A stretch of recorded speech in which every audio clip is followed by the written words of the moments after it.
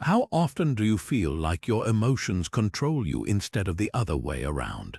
That moment when frustration hijacks your day, anxiety steals your focus, or someone else's words keep replaying in your mind long after they've spoken. These are the battles we fight silently every single day. But what if you could flip the script? What if, instead of being tossed around by every fleeting emotion, you could stand firm, grounded in an unshakable sense of calm and clarity? That's the promise of Stoicism, an ancient philosophy that's more relevant today than ever. This isn't about suppressing emotions or becoming cold and detached. It's about mastering them, choosing how you respond to life's challenges rather than reacting on autopilot. And the best part, you don't have to wait for years of therapy or spiritual retreats to see the change. The tools are already here, waiting for you. Stoicism was born in the chaos of the ancient world, but its wisdom feels tailor-made for our modern struggles. While the Stoics didn't have social media algorithms designed to spike their dopamine or inboxes flooded with demands, they understood something profound about human nature. Our suffering doesn't come from events themselves, but from how we interpret them. That's the key to emotional independence, realizing that you have the power to reframe, to pause, and to choose. Imagine facing criticism without crumbling, setbacks without spiraling, or even loss without losing yourself. These aren't superhuman feats, they're skills anyone can learn, and they're rooted in principles that have stood the test of time. In this video, we're diving into 25 Stoic strategies that will help you reclaim control over your emotional life. These aren't abstract theories, they're practical, actionable steps you can start applying today. From reframing obstacles as opportunities to mastering the art of negative visualization, each strategy is a building block for emotional resilience. You'll learn how to detach from what you can't control, focus on what you can, and cultivate a mindset that turns adversity into advantage. By the end, you'll have a toolkit to navigate life's ups and downs with a steadiness that feels almost invincible.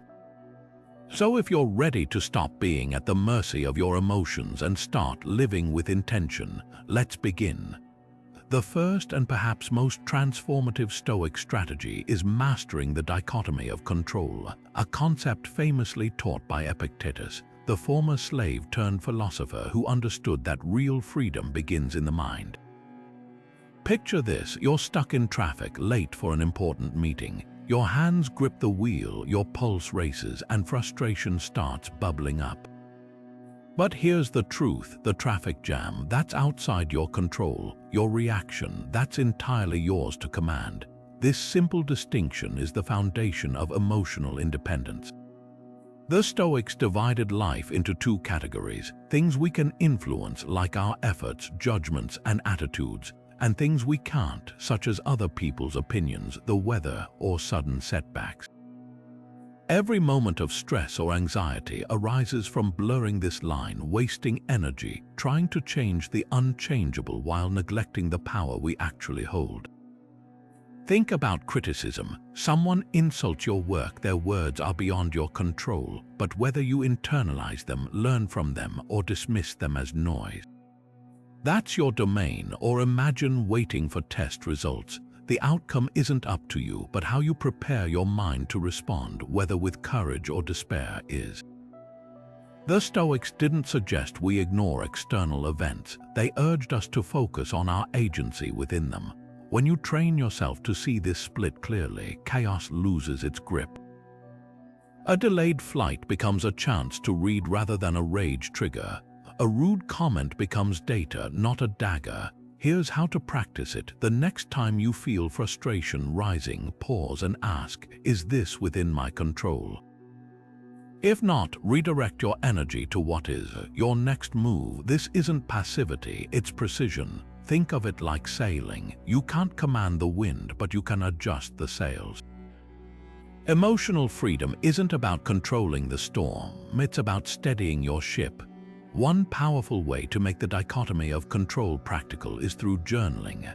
a habit embraced by Stoics like Marcus Aurelius, who filled his private notebooks with reflections on turning obstacles into fuel. Start by dividing a page into two columns, one labeled "Within my control," the other "Outside my control." When a stressor hits, say a coworker takes credit for your idea, write it down. Their actions, outside column, your choice to address it diplomatically, let it go, or use it as motivation to document contributions more clearly, inside column.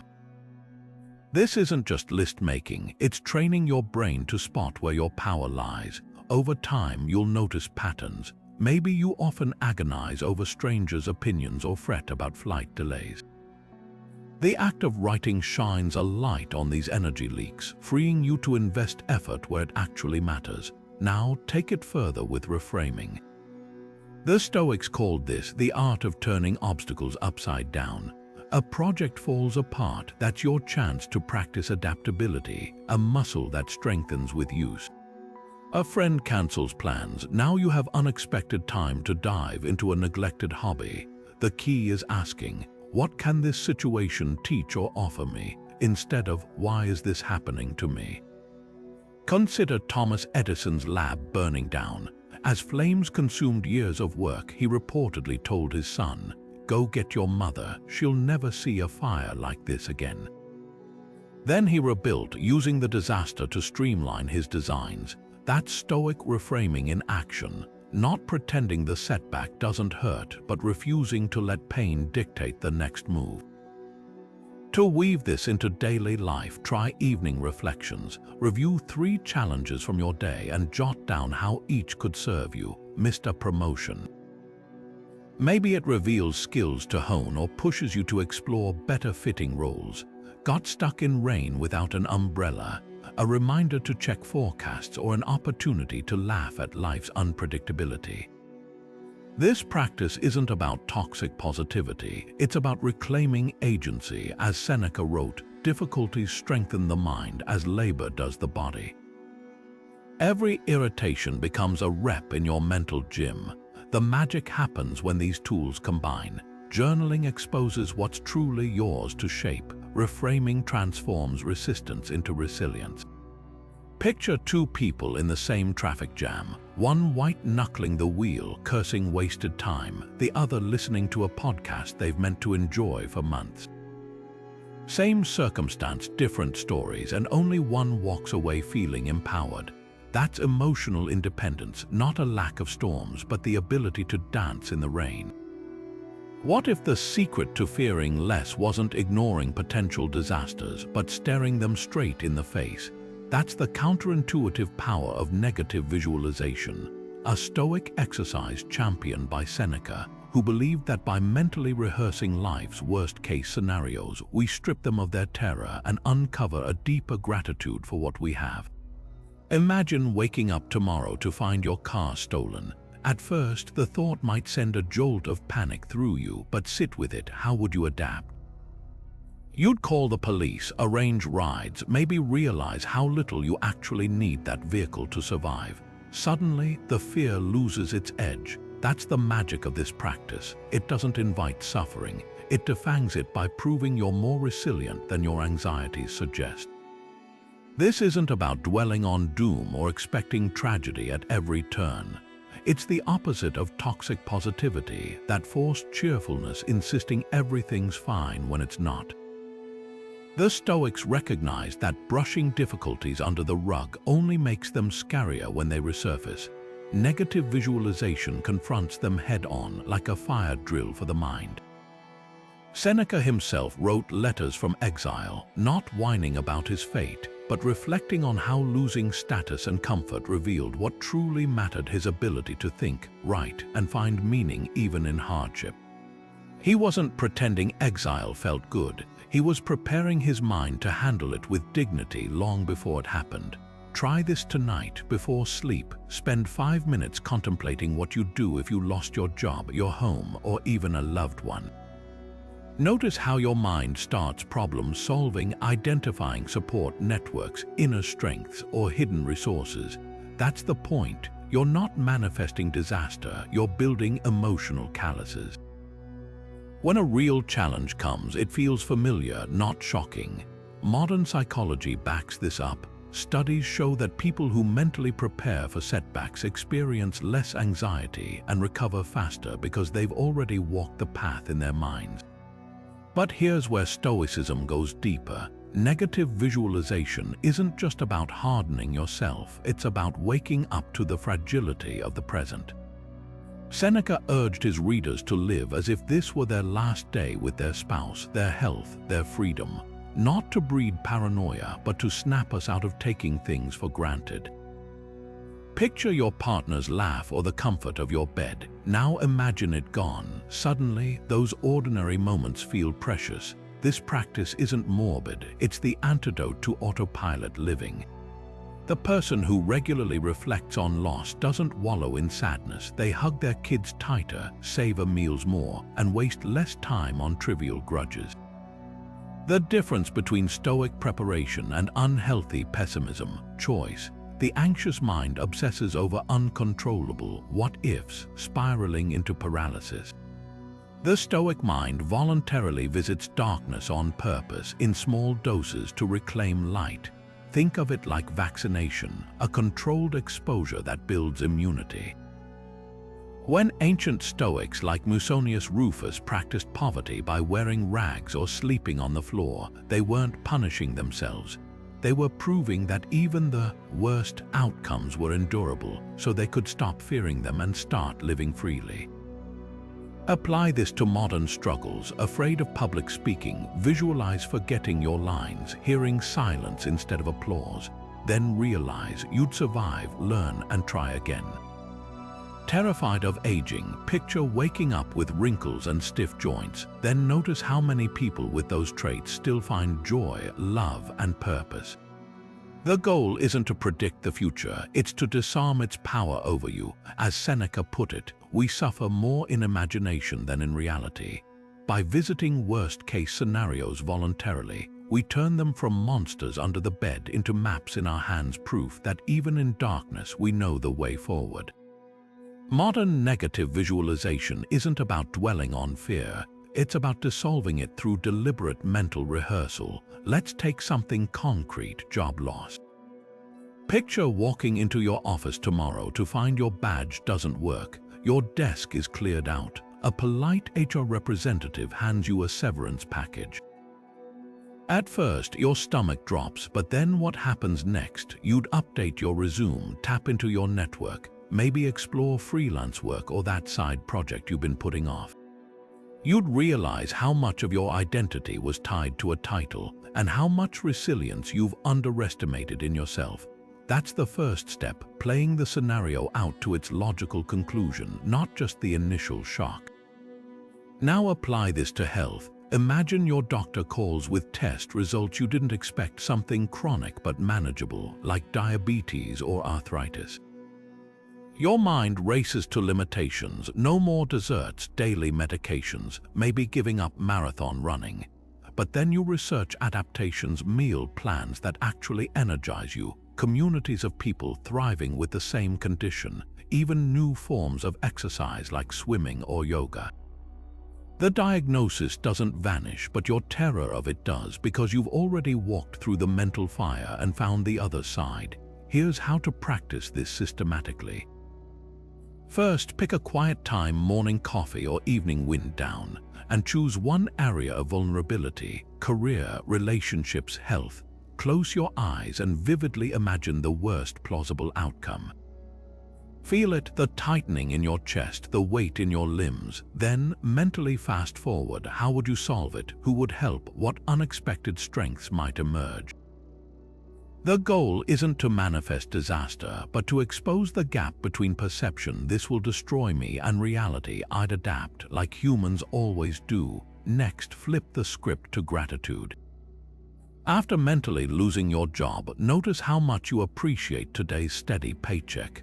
Post-health scare visualization. Savor your current ability to walk pain-free or eat without restrictions. Seneca called this Premeditatio Malorum, the premeditation of evils, not to scare us, but to spotlight how much we take for granted. It's like shining a flashlight on the invisible safety nets we stand on every day.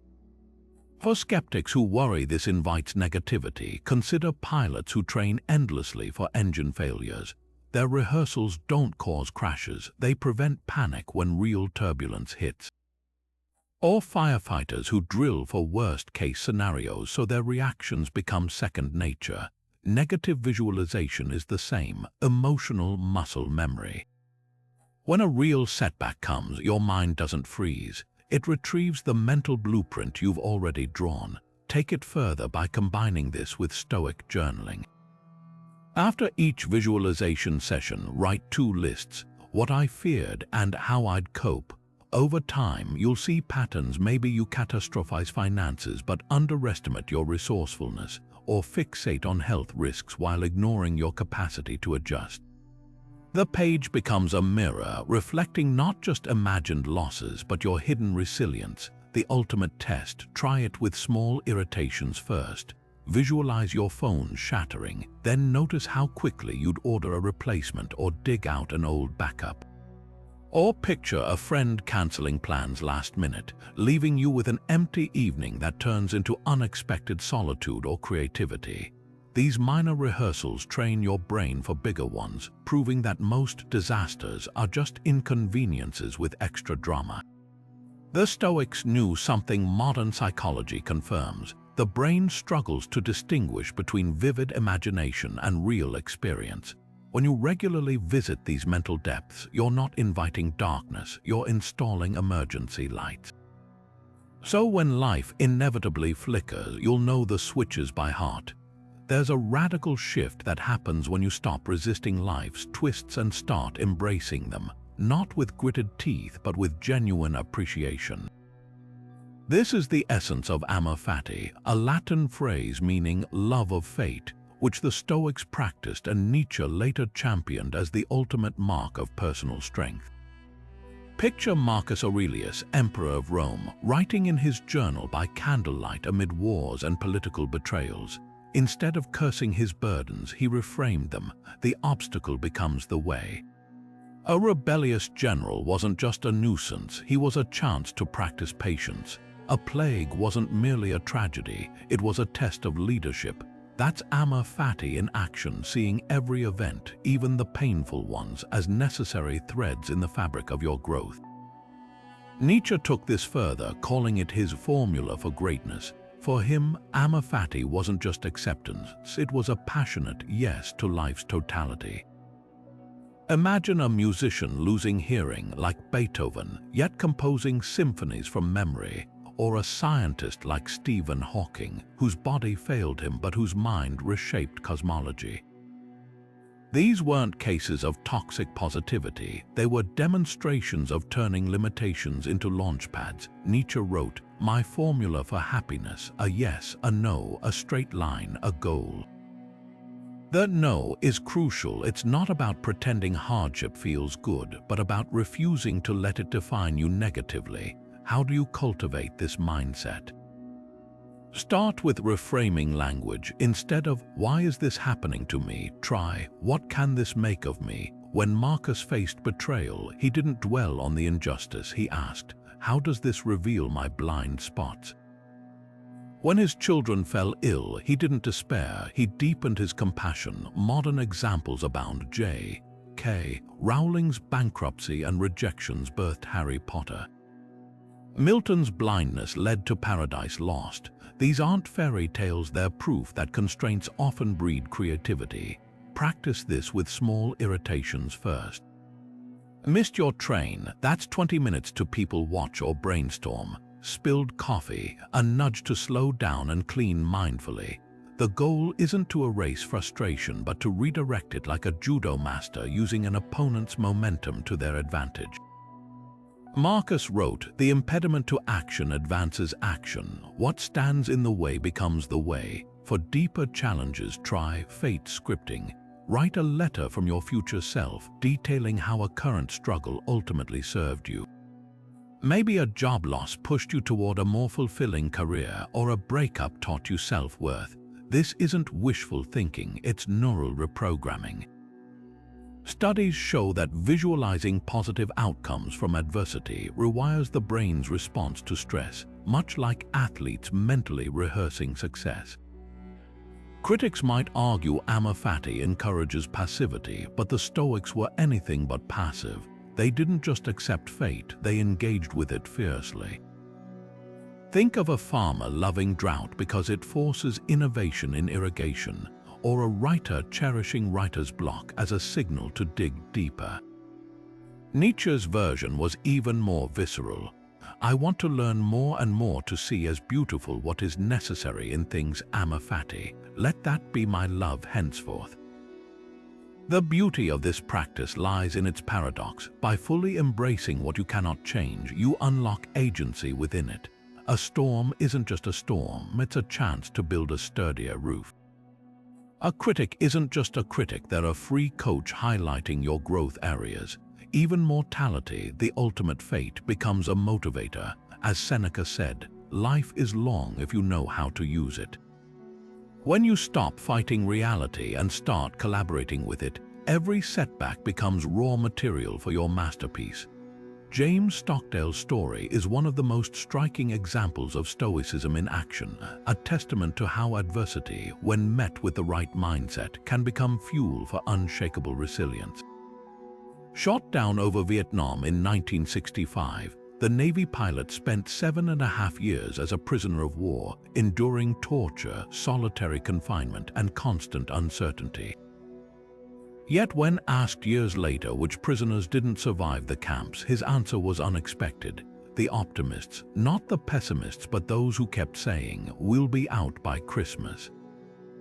When Christmas came and went, their spirit broke. Stockdale, however, survived by embracing brutal reality while maintaining unwavering faith in his eventual freedom. He credited Epictetus, the Stoic philosopher whose teachings he'd studied before deployment, with giving him the mental framework to endure. Every beating became a test of discipline. Every moment of isolation was a chance to sharpen his mind. His captors controlled his body, but they could never control his thoughts, and that became his lifeline. This is the essence of turning adversity into fuel, not by denying hardship, but by mining it for meaning. The Stoics called this antifragility, the idea that some things don't just withstand chaos, they grow stronger because of it. Think of a bone healing thicker after a break, or a forest regenerating richer after a fire. Stockdale didn't merely endure his imprisonment, he used it to forge a depth of character that later guided his leadership and philosophy. When he finally returned home, he didn't speak of those years as lost time. They were his crucible, the fire that tempered him into someone capable of carrying burdens most can't imagine. You don't need a prison camp to apply this. Start with a simple question when faced with frustration. How can this difficulty serve me, stuck in a tedious job? That's your chance to practice patience while skill building for the next opportunity. Going through a breakup, it's a forced reset to rediscover independence and clarify what you truly value in relationships. Even daily irritations, traffic jams, long lines, tech glitches become micro-training sessions for resilience. The key is shifting from "Why is this happening to me?" to "What can this reveal or strengthen in me?" History brims with examples. Nelson Mandela turned 27 years in prison into a masterclass in forgiveness and strategic thinking, emerging not with bitterness, but with the vision to unite a fractured nation. Frida Kahlo transformed chronic pain and a devastating accident into art that redefined beauty and suffering. Beethoven composed his greatest symphonies after losing his hearing, proof that creativity thrives when conventional paths close. These weren't superhumans, they were people who chose to alchemize their struggles rather than be crushed by them. Practical application starts with reframing. Next time you hit an obstacle, mentally step back and dissect it like a Stoic scientist. Ask, what part of this can I control? What's being demanded of me? Patience. Creativity, courage, then design a small experiment. If a colleague undermines you, instead of stewing in anger, use it as motivation to document your contributions more thoroughly or improve your communication skills. If a project fails, mine it for lessons like a detective. What assumptions were wrong? What systems need tightening? This turns setbacks into active classrooms rather than passive defeats. For deeper challenges, adopt Stockdale's duality. Confront the brutal facts while maintaining relentless forward motion. Facing a health scare, acknowledge the fear, then channel it into researching treatment options or strengthening your support network. Financial trouble, audit your spending with clear eyes, but also brainstorm side hustles that could turn skills into safety nets. The Stoics weren't naive. They were realists who knew suffering could either be wasted or weaponized into wisdom. The most transformative shift happens when you stop seeing adversity as an interruption to your life and start viewing it as an essential part of your curriculum. Muscles grow through resistance, wisdom grows through challenges. Even the darkest chapters can become the soil where your strongest self takes root, if you're willing to plant the seeds.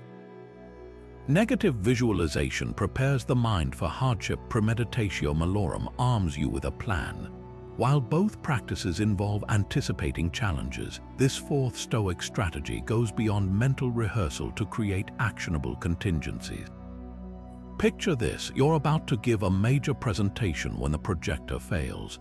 Negative visualization would have you imagine the panic of standing there in silence. Premeditatio Malorum takes it further. You'd already have notes printed for handouts, a backup slideshow on your phone, and a joke prepared to break the tension.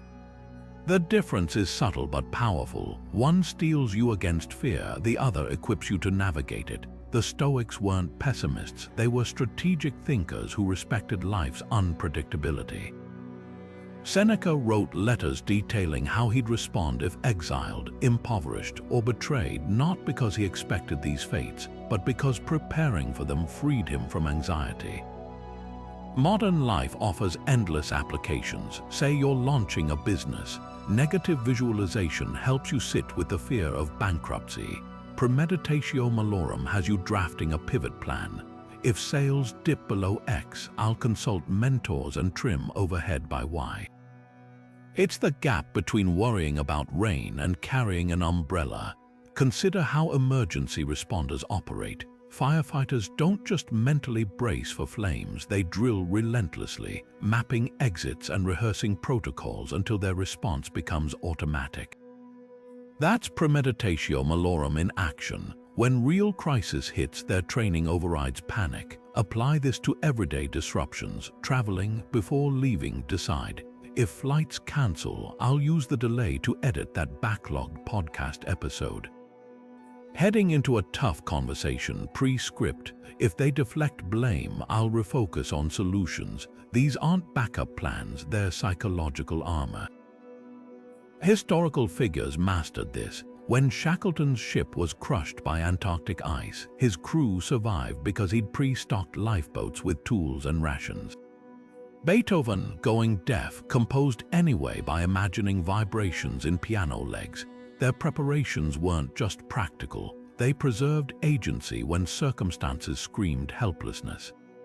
To practice, start small. Before a meeting, jot. If interrupted, I'll say, let me finish this thought. Pack a phone charger in your bag, thinking, if my battery dies, I'll recharge here. Each microplan builds the habit. For bigger stakes, try if-then scripting. If funding falls through, then I'll launch a leaner version and crowdfund. The goal isn't to control outcomes, it's to control your readiness for any outcome. This strategy shines brightest when paired with Stoic acceptance. Epictetus taught, first say to yourself what you would be, then do what you have to do. Premeditatio Malorum bridges that gap, aligning your actions with your principles before chaos strikes. When disruption comes, you're not scrambling, you're executing a playbook written in calm. That's emotional independence, not avoiding storms, but knowing you've charted the coordinates to sail through them. Imagine floating high above the earth, watching your entire city shrink to the size of a postage stamp. then your country becoming a mere smudge on the globe, until the planet itself is just a pale blue dot in the vast blackness of space. This is the view from above, a mental exercise Marcus Aurelius used almost daily to confront life's irritations with profound perspective. He'd ask himself, what is this thing that's upsetting me when seen against the backdrop of cosmic time and space? The co-worker who slighted him, the political betrayals, even the aches in his aging body, all dissolved into insignificance when measured against the infinite. This isn't about dismissing your emotions, it's about contextualizing them. Think of a time you spilled coffee on your shirt before a meeting. In the moment, it felt like a disaster, but a week later, barely a memory. The Stoics took this further, stretching the timeline to centuries and the vantage point to the stars. Your embarrassing presentation blunder won't matter in 100 years, just as we don't agonize over forgotten Roman Senate debates. The colleague who gossips about you from space, their words vanish like whispers in a hurricane. Modern science makes this visceral. Pictures from the Hubble telescope show galaxies spiraling in a universe billions of years old. Against that canvas, your rush hour traffic or unpaid bill isn't trivial, it's literally microscopic. Astronauts report the overview effect, a radical shift in awareness when seeing Earth from orbit. Borders vanish, conflicts seem petty. One described it as seeing a gem hung in nothingness, fragile and precious. That's the Stoic cosmic perspective made tangible. Zoom out far enough and most stressors lose their grip. Try it now. Close your eyes and picture your current worry, a financial strain, a rivalry, a rejection. Now pull back mentally. See your street from airplane height, then your continent from space until Earth is a marble. Notice how the weight of that problem shifts. Marcus wrote, "You can rid yourself of many useless things, for they lie in your judgment." The view from above exposes how much of our suffering is self-created by inflating temporary hiccups into existential threats. For deeper practice, combine this with Stoic journaling. Sketch Earth as a tiny dot, then list today's stressors beside it. The dissonance is revealing. That email thread consuming your afternoon becomes laughably small. Or stargaze on a clear night, not romantically but stoically. Let the light from stars that died millennia ago remind you, your deadlines and social media feuds are less than dust in cosmic time. Historical figures wielded this tool brilliantly. When Tesla faced bankruptcy, he worked nights as a ditch digger, but filled his notebooks with visions of wireless energy spanning continents. His immediate hardship paled against the scale of his ambition. Mandela, imprisoned on Robben Island, studied astronomy through smuggled books, drawing strength from celestial vastness. Their secret, anchoring petty human struggles to something grander. The view from above isn't escapism, it's a recalibration, that urgent project to Friday. It won't echo through the ages, the insult from a stranger already forgotten by the universe. This perspective doesn't make life meaningless, it sharpens focus on what truly endures: kindness, creation, growth. As Marcus scribbled in his midnight meditations, think of substance whole and entire, and time in its complete extent. Seen from that altitude, your choices aren't about pleasing petty critics. They're about aligning with the timeless. Let's try something. Right now, wherever you are, pause and take 5 slow breaths. Notice the air filling your lungs, the same air that cycled through countless lives across centuries. This is where cosmic practice begins, not with abstract philosophy, but with visceral awareness. The Stoics weren't starry-eyed dreamers. They were pragmatic strategists who used the universe's vastness as a tool for emotional clarity. Here's how you can turn this into a daily ritual that recalibrates your mindset in minutes. Start by grounding yourself physically. Feel your feet on the floor, the weight of your body in the chair. These sensations anchor you to the present, the only moment you ever truly inhabit. Now close your eyes and visualize your immediate surroundings, the room, the building, the street outside. Mentally pull back further, seeing your neighborhood from above like a map. then your city shrinking to a grid of lights. Already, that argument with your partner or the work deadline feels smaller, doesn't it? Next, zoom out further. Picture your country from space, borders invisible, just landforms and weather patterns. Now the whole Earth, a blue marble against the black.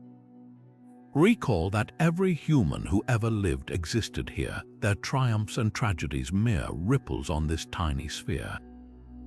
Marcus Aurelius obsessed over this view not to belittle his struggles but to ask, in this infinite context, does my anger over spilled coffee or a rude email hold any weight?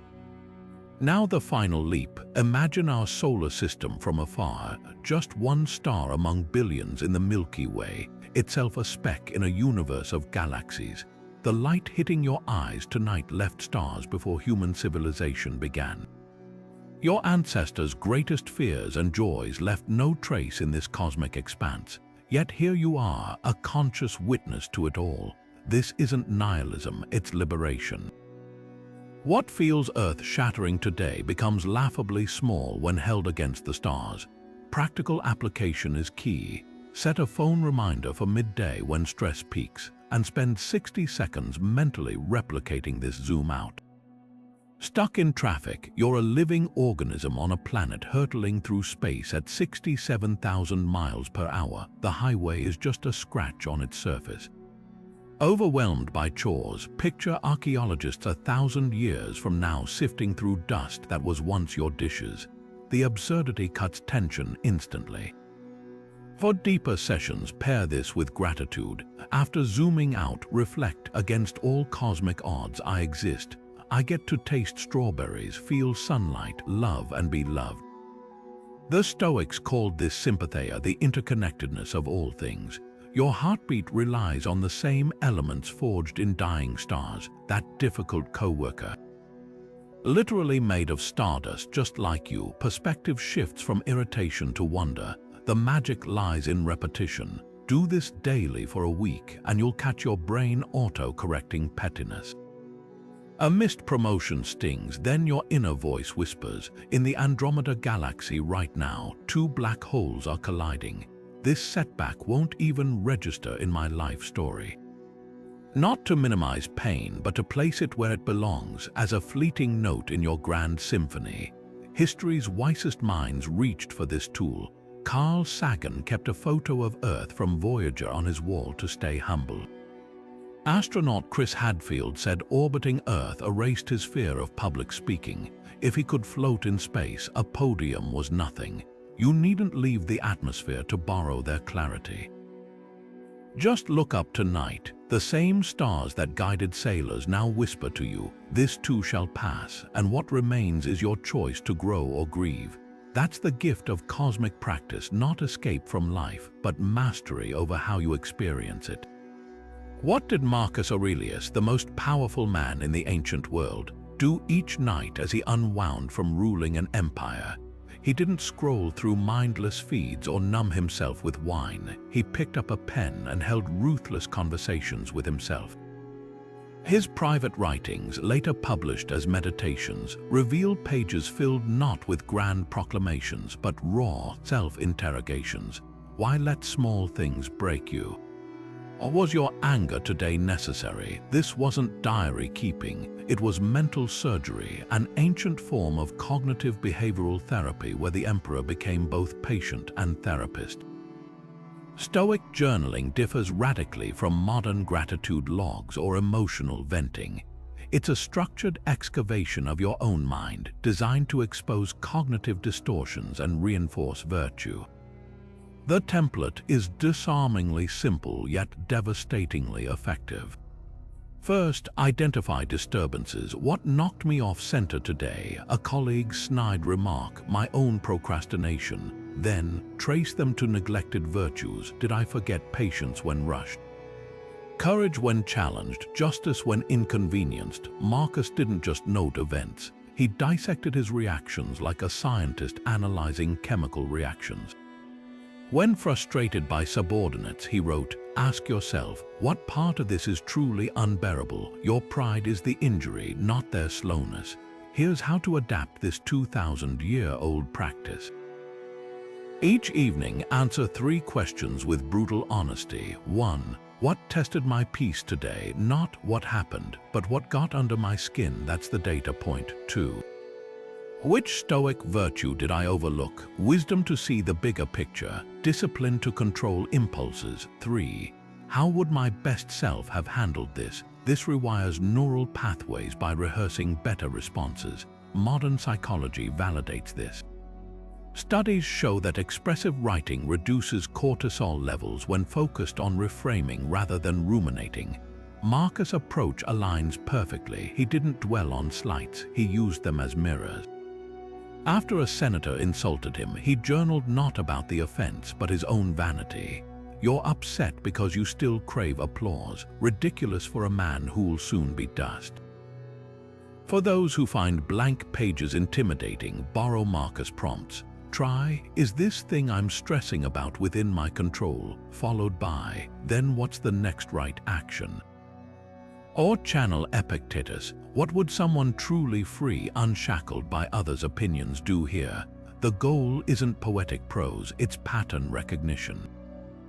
Over weeks, you'll spot recurring triggers. Perhaps perceived disrespect activates disproportionate anger, and virtues needing strengthening, maybe humor, diffuses situations where you typically tense up.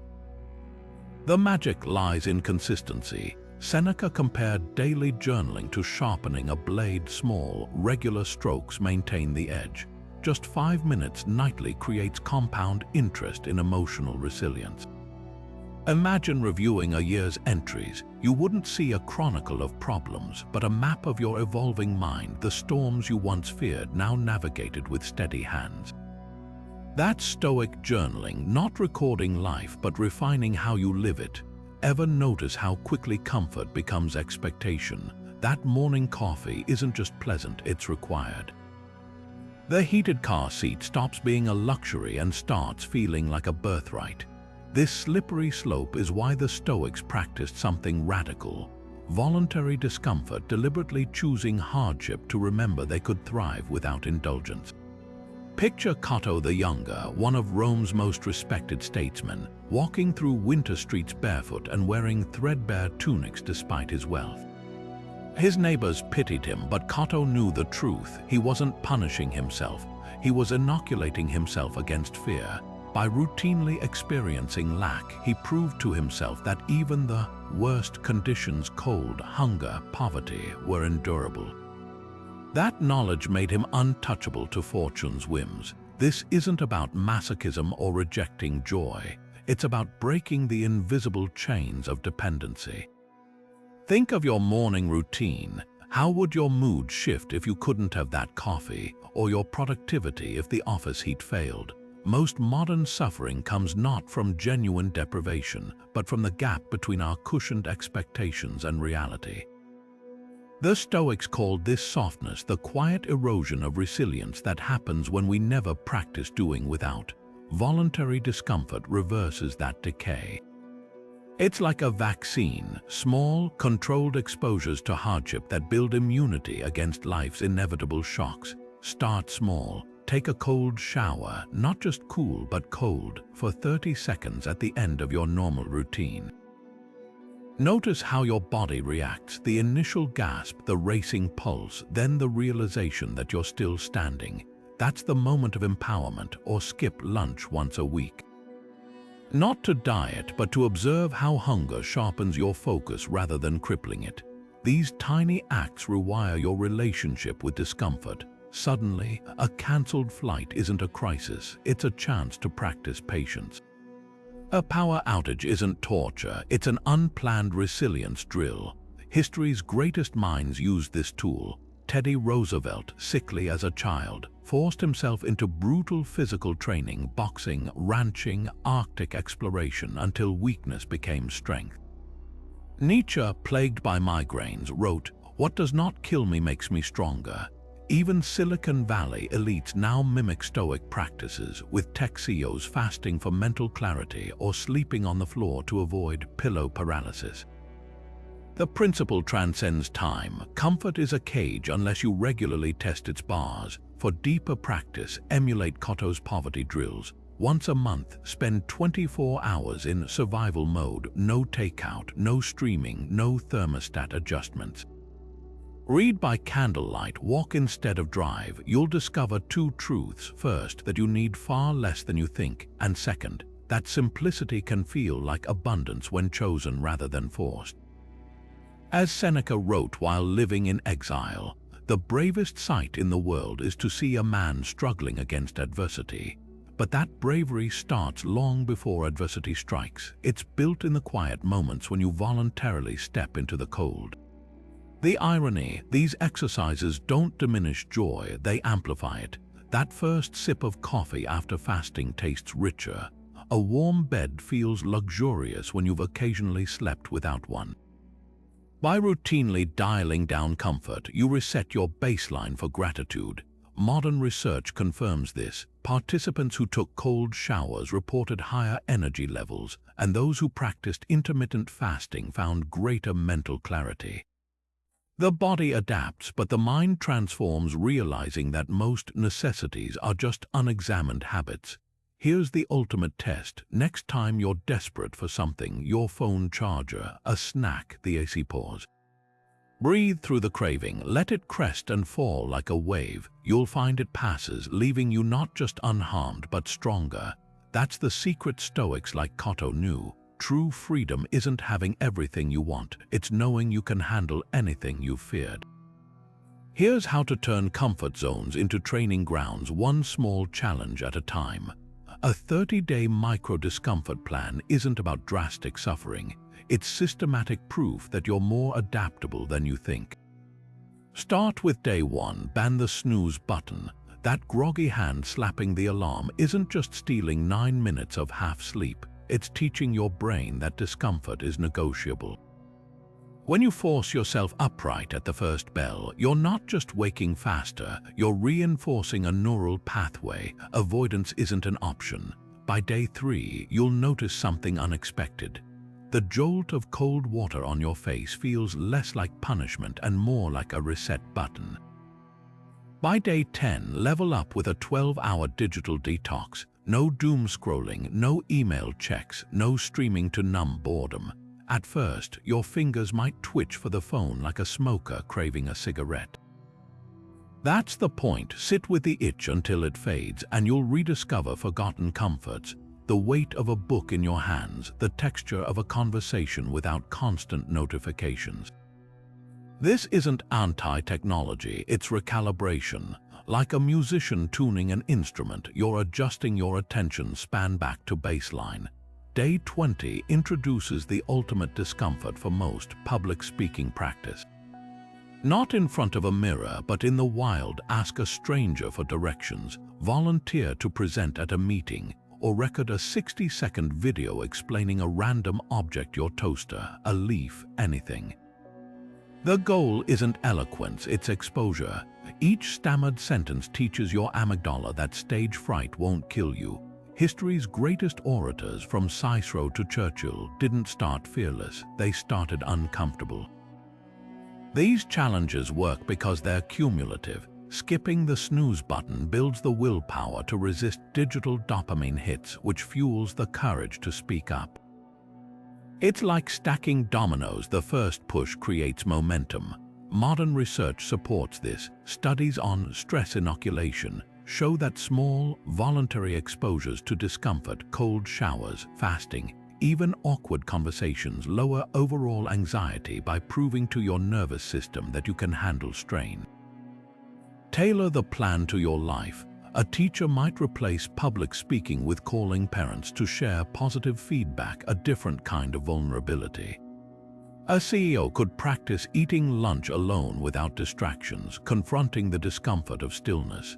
The specifics matter less than the pattern. Seek out tiny battles to win the war against fragility.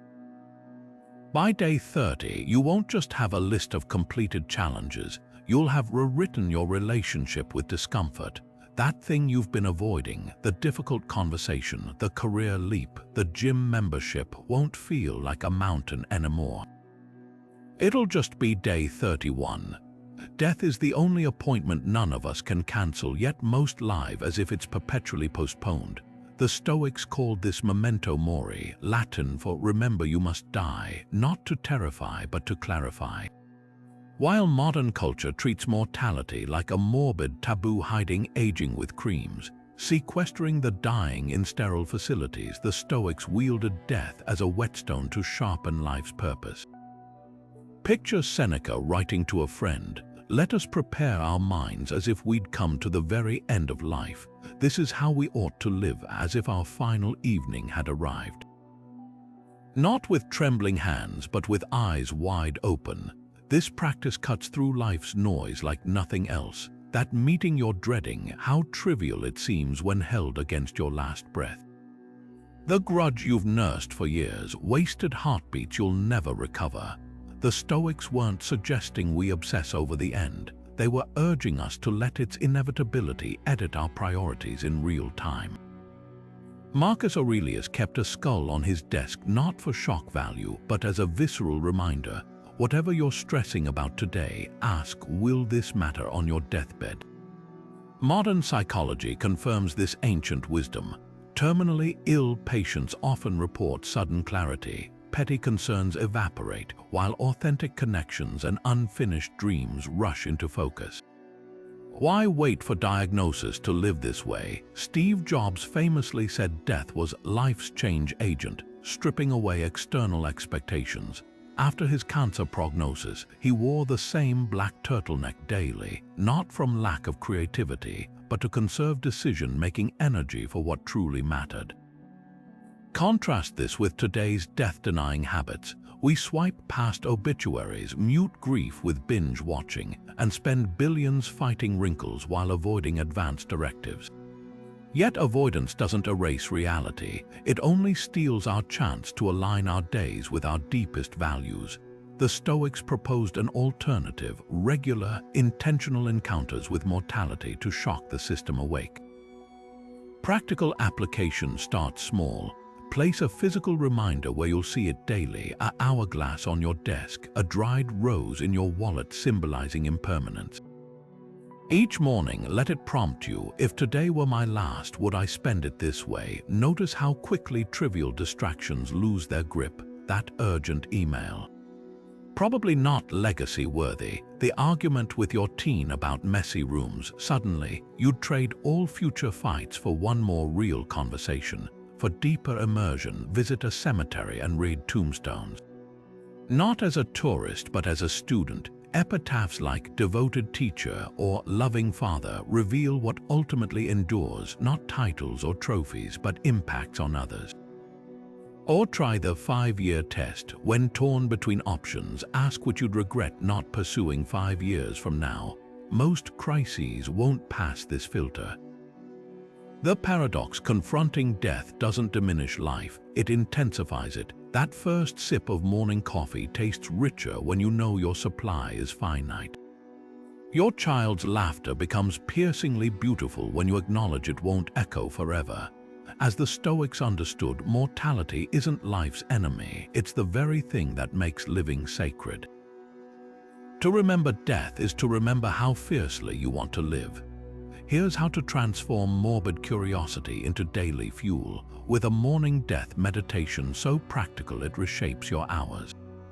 Begin not with grim fixation, but with crisp intentionality.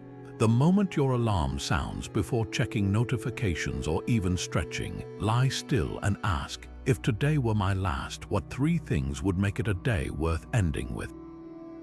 Not bucket list grandiosity legacy in miniature. Maybe it's finally thanking that mentor, playing hooky with your kid, or deleting that app draining your focus. The magic lies in specificity. Be kind is vague. Text my sister the compliment I've been saving moves atoms in the universe. History's greats ritualized this. Beethoven, going deaf, woke imagining each composition might be his finale, forcing him to distill music to its essence. Steve Jobs famously stood at his mirror each dawn asking, if today were my last day, would I want to do what I'm about to do? When the answer was no too often, he knew it was time to quit Apple in 1985, a decision that led to his most creative years. Their secret wasn't macabre obsession, it was deadline psychology. Death, when acknowledged, becomes the ultimate accountability partner. Structure this practice like a Stoic triage. First, urgency calibration. Scan your calendar and mentally delete anything that wouldn't matter in a week. That meeting about parking policies, probably not a dying priority. Next, relationship auditing. Visualize one person you'd regret not connecting with, then schedule a lunch or send that voice note now, not someday. Finally, ego dissolution. Ask what petty pride you'd drop if time was short. Holding a grudge over who forgot your birthday. From the deathbed perspective, it's laughably small.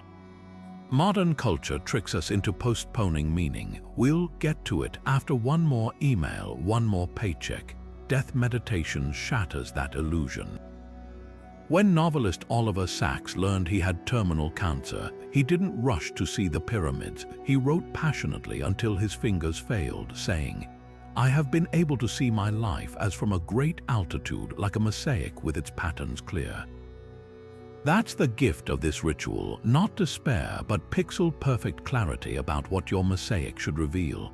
For skeptics who worry this breeds gloom, try a lighter version.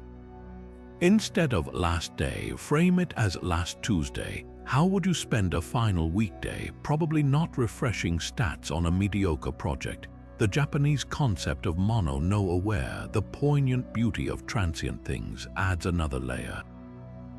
Cherry blossoms captivate precisely because they fall. Your morning coffee tastes richer when you pretend it's the final cup. Anchor the ritual with a physical trigger.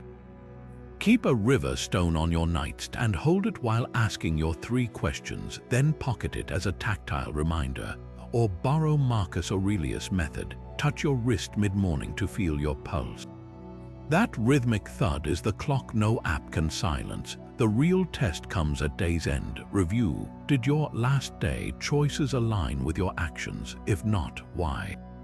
Maybe you discovered social media scrolling still stole hours despite theoretical urgency, a clue your habits need rewiring.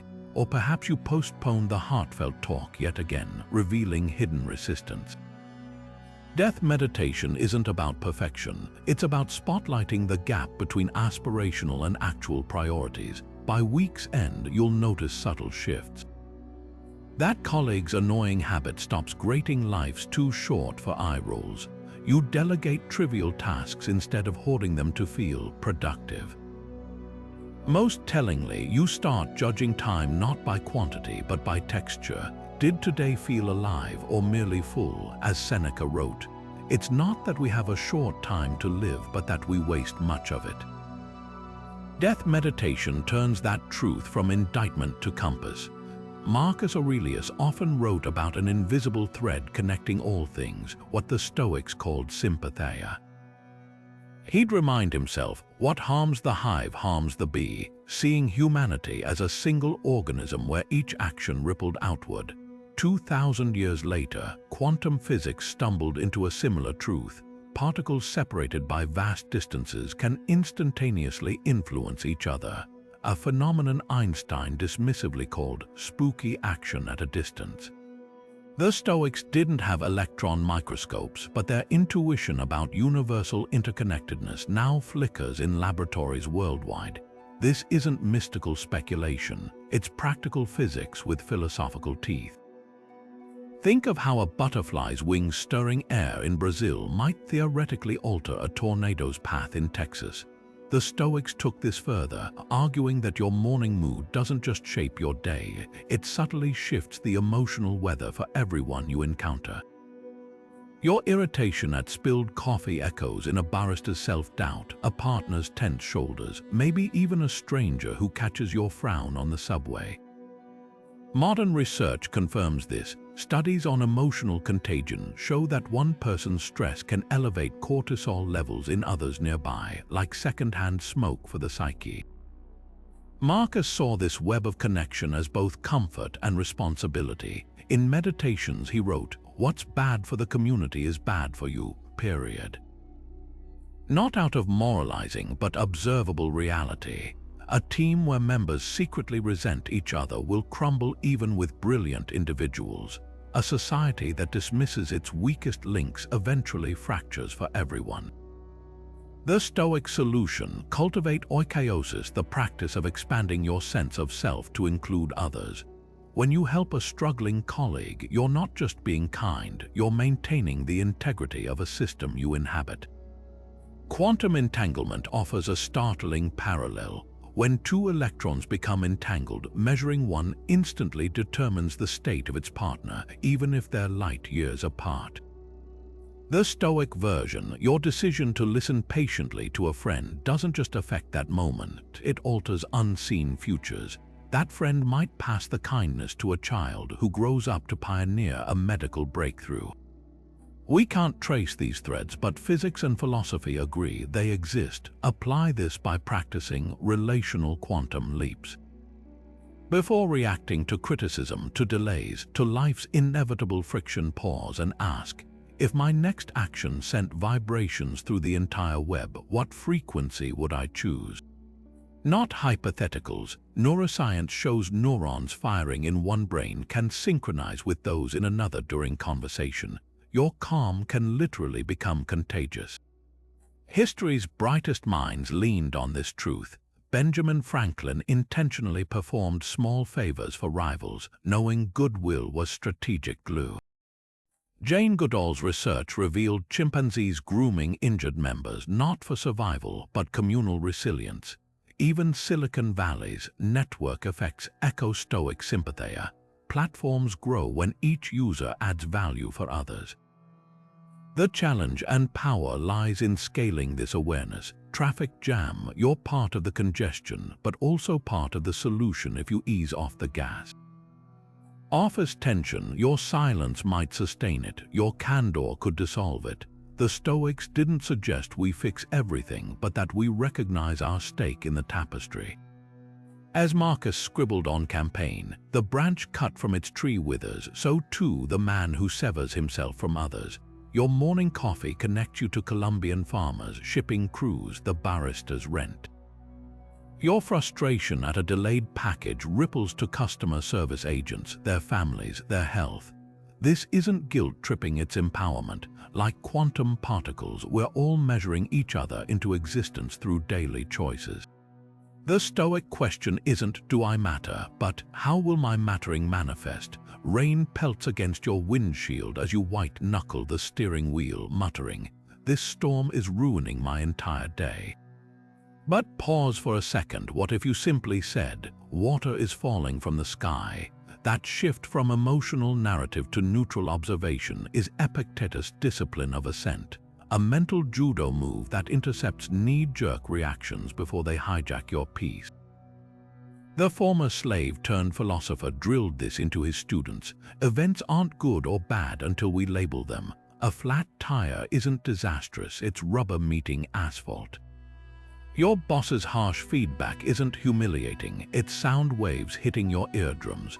The raw facts are neutral. The suffering comes from the stories we paste onto them like sticky notes drenched in drama. Modern neuroscience confirms this ancient insight. When you think this traffic jam is unbearable, your amygdala lights up like a warning siren, flooding your body with cortisol. But label it, cars are stationary on asphalt, and your prefrontal cortex stays online, allowing problem solving rather than panic. Therapists call this cognitive distancing, stepping back from mental interpretations to see events as they are, not as we fear them to be. The Stoics practiced it relentlessly. When Emperor Marcus Aurelius faced betrayal, he didn't journal, "Cassius is a backstabbing traitor." He wrote, "Cassius believes seizing power serves Rome." By stripping away moral judgments, he maintained clarity to respond strategically rather than emotionally.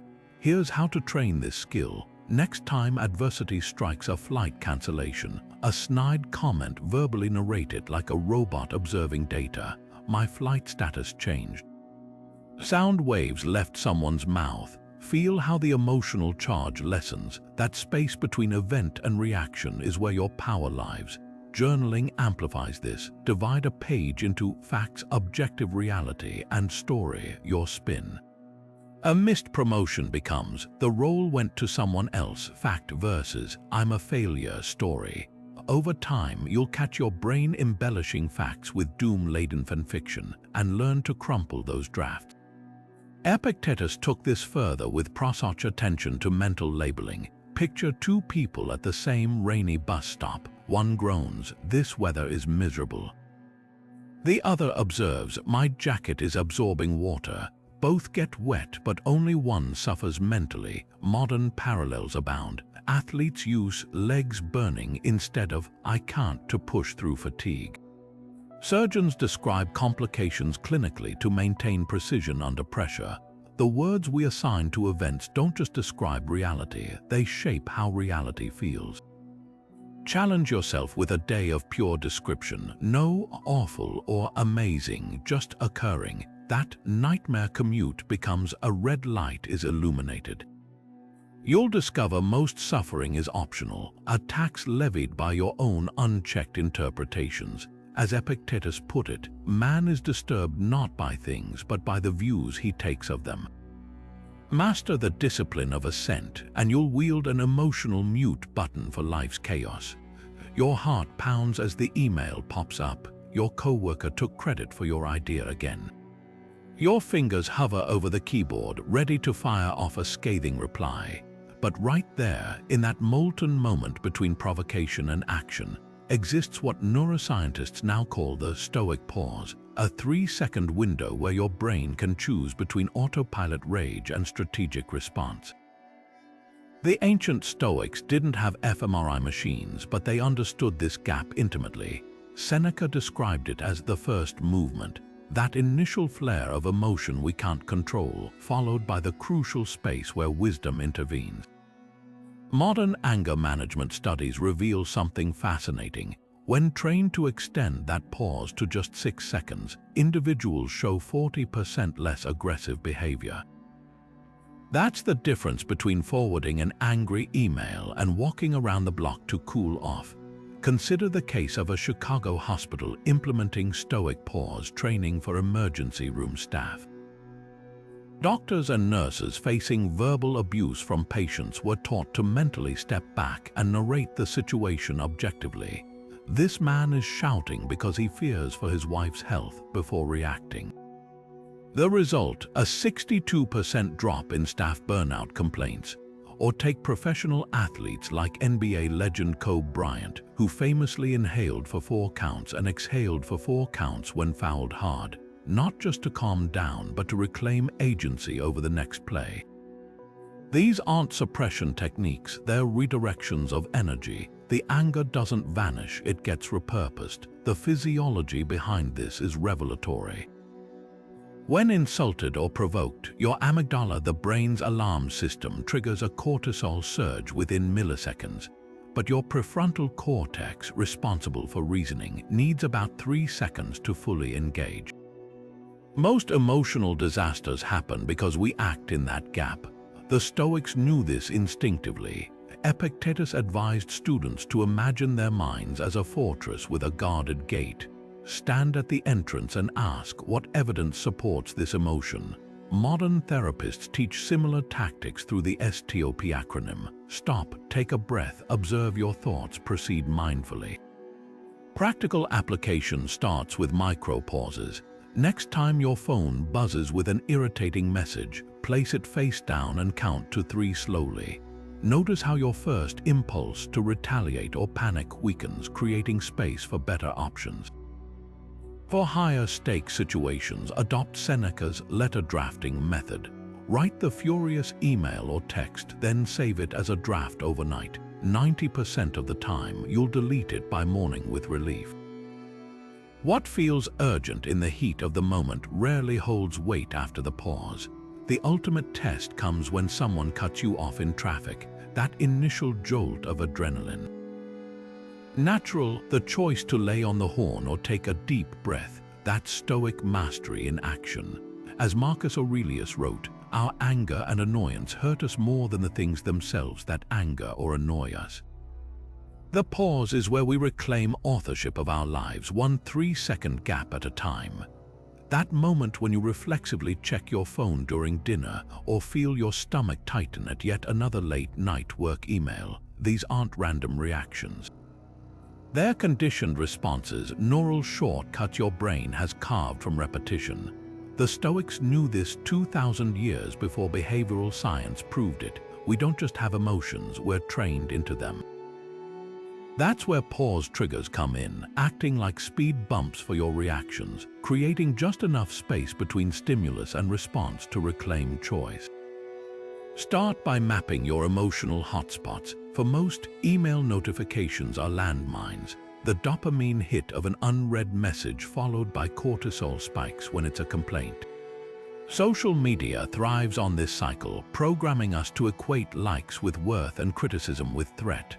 But triggers aren't just digital. Maybe it's your mother's tone during phone calls or the way your partner leaves dishes in the sink, small things that inexplicably ignite big reactions. The key is spotting these patterns before they hijack you. Physical reminders serve as circuit breakers. A philosopher in ancient Rome might wear a simple ring, turning it throughout the day to prompt self-reflection. Modern equivalents work the same way. Try programming your phone wallpaper to display Epictetus' question, "Is this within my control?" every time you unlock it. Or wear a wristband on your dominant hand when you reach for your phone in frustration. The texture against your skin becomes a tactile checkpoint. Am I choosing this action, or is habit choosing for me? History's great responders used versions of this. Abraham Lincoln wrote hot letters to vent anger, then stored them unsigned in his desk. Viktor Frankl visualized himself observing camp horrors from a future lecture hall, creating psychological distance. Both techniques hinged on inserting a pause between trigger and action. Modern research shows it takes just 3 seconds of delay to significantly reduce impulsive reactions, proof that Stoic pause triggers aren't just philosophy, they're neuroscience in disguise. For email triggers, install a 2-minute delay on your send button.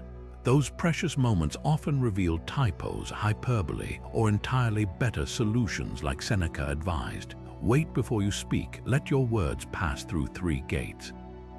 Social media addicts can try the Post-it note challenge. Stick a blank note over your screen before opening apps. The half-second of friction forces intentionality. Are you scrolling for connection or just filling emptiness? The real magic happens when you personalize triggers. A teacher might place a small stone on their desk before parent conferences. Touching it reminds them that frustration often stems from care.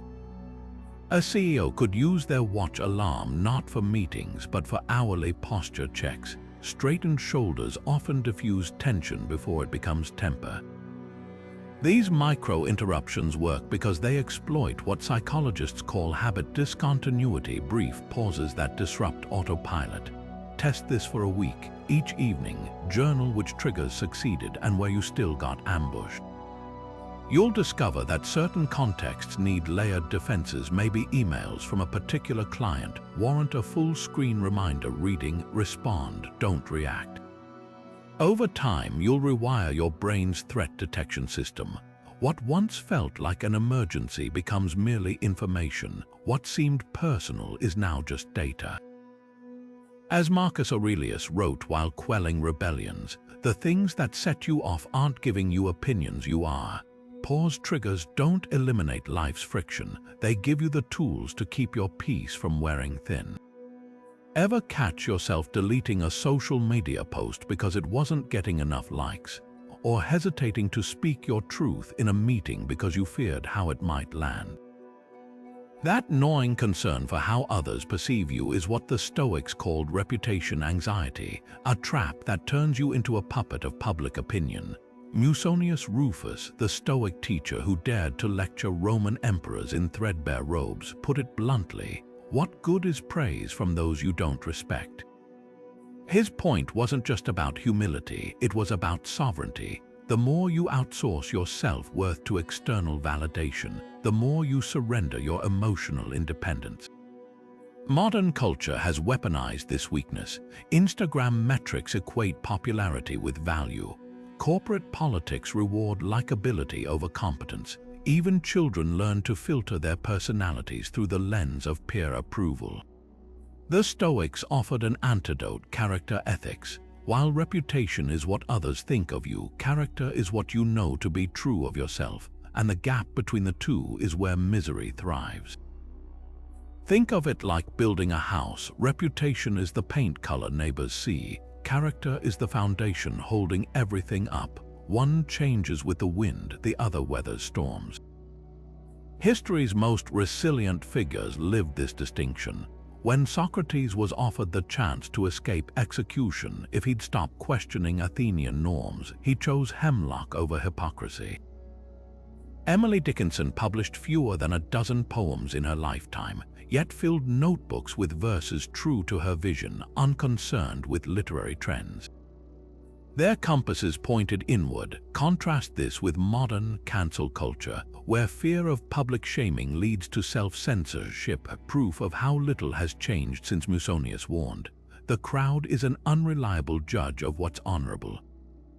Practical application starts with a simple audit. Next time you're about to post, speak, or act, ask, am I doing this because it's right or because it'll look good? If your answer leans toward the latter, pause, journal the discrepancy. Maybe you're wearing uncomfortable clothes to fit an image or biting your tongue to avoid office conflict. These aren't small compromises, they're withdrawals from your integrity bank. For deeper practice, adopt Stoic role models. Marcus Aurelius wrote reminders like, "It's silly to refuse the crown of wisdom while chasing the crown of popularity." Choose your own archetype, perhaps the principled colleague who speaks up ethically despite eye rolls, or the artist who creates without checking trends. When temptation strikes to chase applause, ask, what would they do, not to mimic them blindly, but to channel their commitment to inner truth. The real test comes when character and reputation collide. A whistleblower exposing corruption risks becoming a pariah. A parent enforcing unpopular boundaries faces teenage scorn. This is where Musonius' teaching shines. Better to be blamed doing right than praised doing wrong. Modern psychology backs this. Studies show those who act against their values experience cognitive dissonance, while integrity correlates with long-term life satisfaction. The payoff isn't just peace of mind, it's unexpected influence. Consider Lincoln's unpopular Emancipation Proclamation or Rosa Parks' quiet defiance.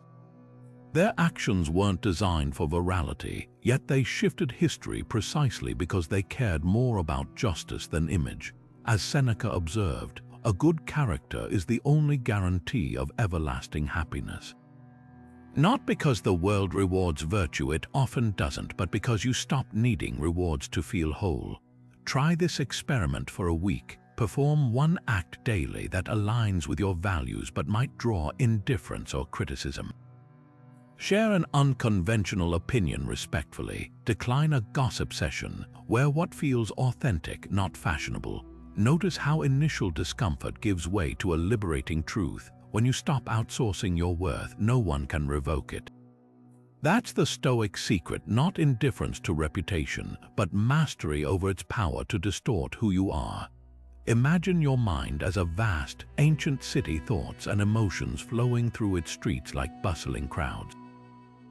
Without guards at the gates, chaos reigns. That's where prosoch comes in, the Stoic practice of vigilant attention that Marcus Aurelius called the sentinel at the gateway of the mind. While modern mindfulness teaches us to observe thoughts without judgment, Stoicism takes it further. It's not just noticing the mental traffic, but strategically directing it. Here's how to blend this 2,000-year-old discipline with today's technology. Set a gentle chime on your phone every hour, not just as a reminder to breathe, but as a Stoic checkpoint. When it sounds, pause and run through this 3-question audit. 1. What's occupying my attention right now? Is it something within your control or mental noise you've mistaken for urgency? 2. How aligned is this with my core values? Scrolling news feeds may feel productive, but does it serve your growth? 3. What's one intentional action I can take before the next check-in? Even shifting posture or deleting one distracting app counts. The twist: unlike generic mindfulness apps that encourage passive awareness, Stoic prosody demands active course correction. When Seneca practiced this, he'd literally stop mid-sentence during conversations to assess whether his words were necessary and true. Modern equivalents exist. A lawyer might pause before replying to a hostile email, noticing how anger tightens her jaw, then choosing to draft a response aligned with professionalism rather than irritation. Pair this with app features that serve Stoic ends. Use forest apps focus timer to grow virtual trees, but frame it as cultivating mental discipline, not just productivity. Or customize insight timers journal prompts with quotes from Epictetus. What evidence proves this worry is valid? The tools are modern, the wisdom is timeless. At day's end, review your check-ins like a philosopher-scientist. Notice patterns, maybe anxiety spikes before meetings, revealing an unhealthy attachment to perfection. Or perhaps late afternoon fatigue correlates with decision fatigue from trivial choices. Prosody transforms these observations into action, swapping morning news for meditation, or preparing outfits the night before to conserve mental bandwidth. The magic lies in the marriage of ancient rigor and modern convenience. Zen monks might have spent decades honing attention through grueling stillness, but were adapting their mastery to the reality of notifications and multitasking. As Marcus wrote while leading wars and political schemes, no role is so well suited to philosophy as the one you happen to be in right now, even perhaps especially if that role involves a smartphone. Would you sell your integrity for $1 million? Before answering, consider this. The Stoics had a radical framework for evaluating life's offerings. They divided everything into preferred indifference and true goods. Health, wealth, even reputation fell into the first category, things that are nice to have but don't define your moral worth: courage, wisdom, justice. Those were true goods, the only things truly worth pursuing because they can never be taken from you. This distinction isn't just philosophical hair-splitting, it's a litmus test for emotional freedom. When you stop equating external comforts with personal worth, you become immune to life's roller coaster. Take wealth, a classic preferred indifferent. The Stoics weren't anti-money, they just saw it as a tool, like a hammer. A hammer can build a house or crack a skull. Its value depends on how it's used. Similarly, money can fund education or fuel greed. What matters isn't the dollar amount, but the virtue behind its use. Marcus Aurelius, despite ruling an empire, slept on a military cot to remind himself that luxury wasn't necessary for contentment. Contrast this with modern finfluencers who equate net worth with self-worth. Their emotional stability fluctuates with the stock market. Health straddles the same line. While the Stoics advocated for taking care of the body, Epictetus compared it to maintaining a borrowed donkey. They dismissed obsession with perfect abs or longevity at any cost. Consider Stephen Hawking, whose degenerative disease didn't prevent groundbreaking contributions to physics, or adaptive athletes who outperform able-bodied competitors. Their power came from focusing on what they could control: their discipline, curiosity, perseverance, not fixating on physical indifference outside their command. Here's where the rubber meets the road. Imagine your boss offers a promotion contingent on overlooking unethical practices. The Stoic response: the promotion is a preferred, indifferent, useful but expendable. Your integrity is a true good, non-negotiable. This isn't hypothetical. When whistleblower Sharon Watkins exposed Enron's fraud, she traded career stability for moral clarity. Decades later, her reputation shines while her former executives face infamy. Try this quick self-audit. 1. What's one thing you'd feel embarrassed to lose? Status car, social media following. 2. Could you still respect yourself without it? 3. What virtue could fill that space instead? The gap between your answers reveals your attachment to indifference. The tighter the grip, the greater the suffering when they inevitably slip away, as all externals do. But when you anchor your identity in qualities no recession, breakup, or diagnosis can touch, you achieve what the Stoics called eudaimonia, flourishing untethered from circumstance. History whispers cautionary tales about misclassified priorities. King Midas starved clutching his golden touch. Bernie Madoff died in prison despite stolen billions.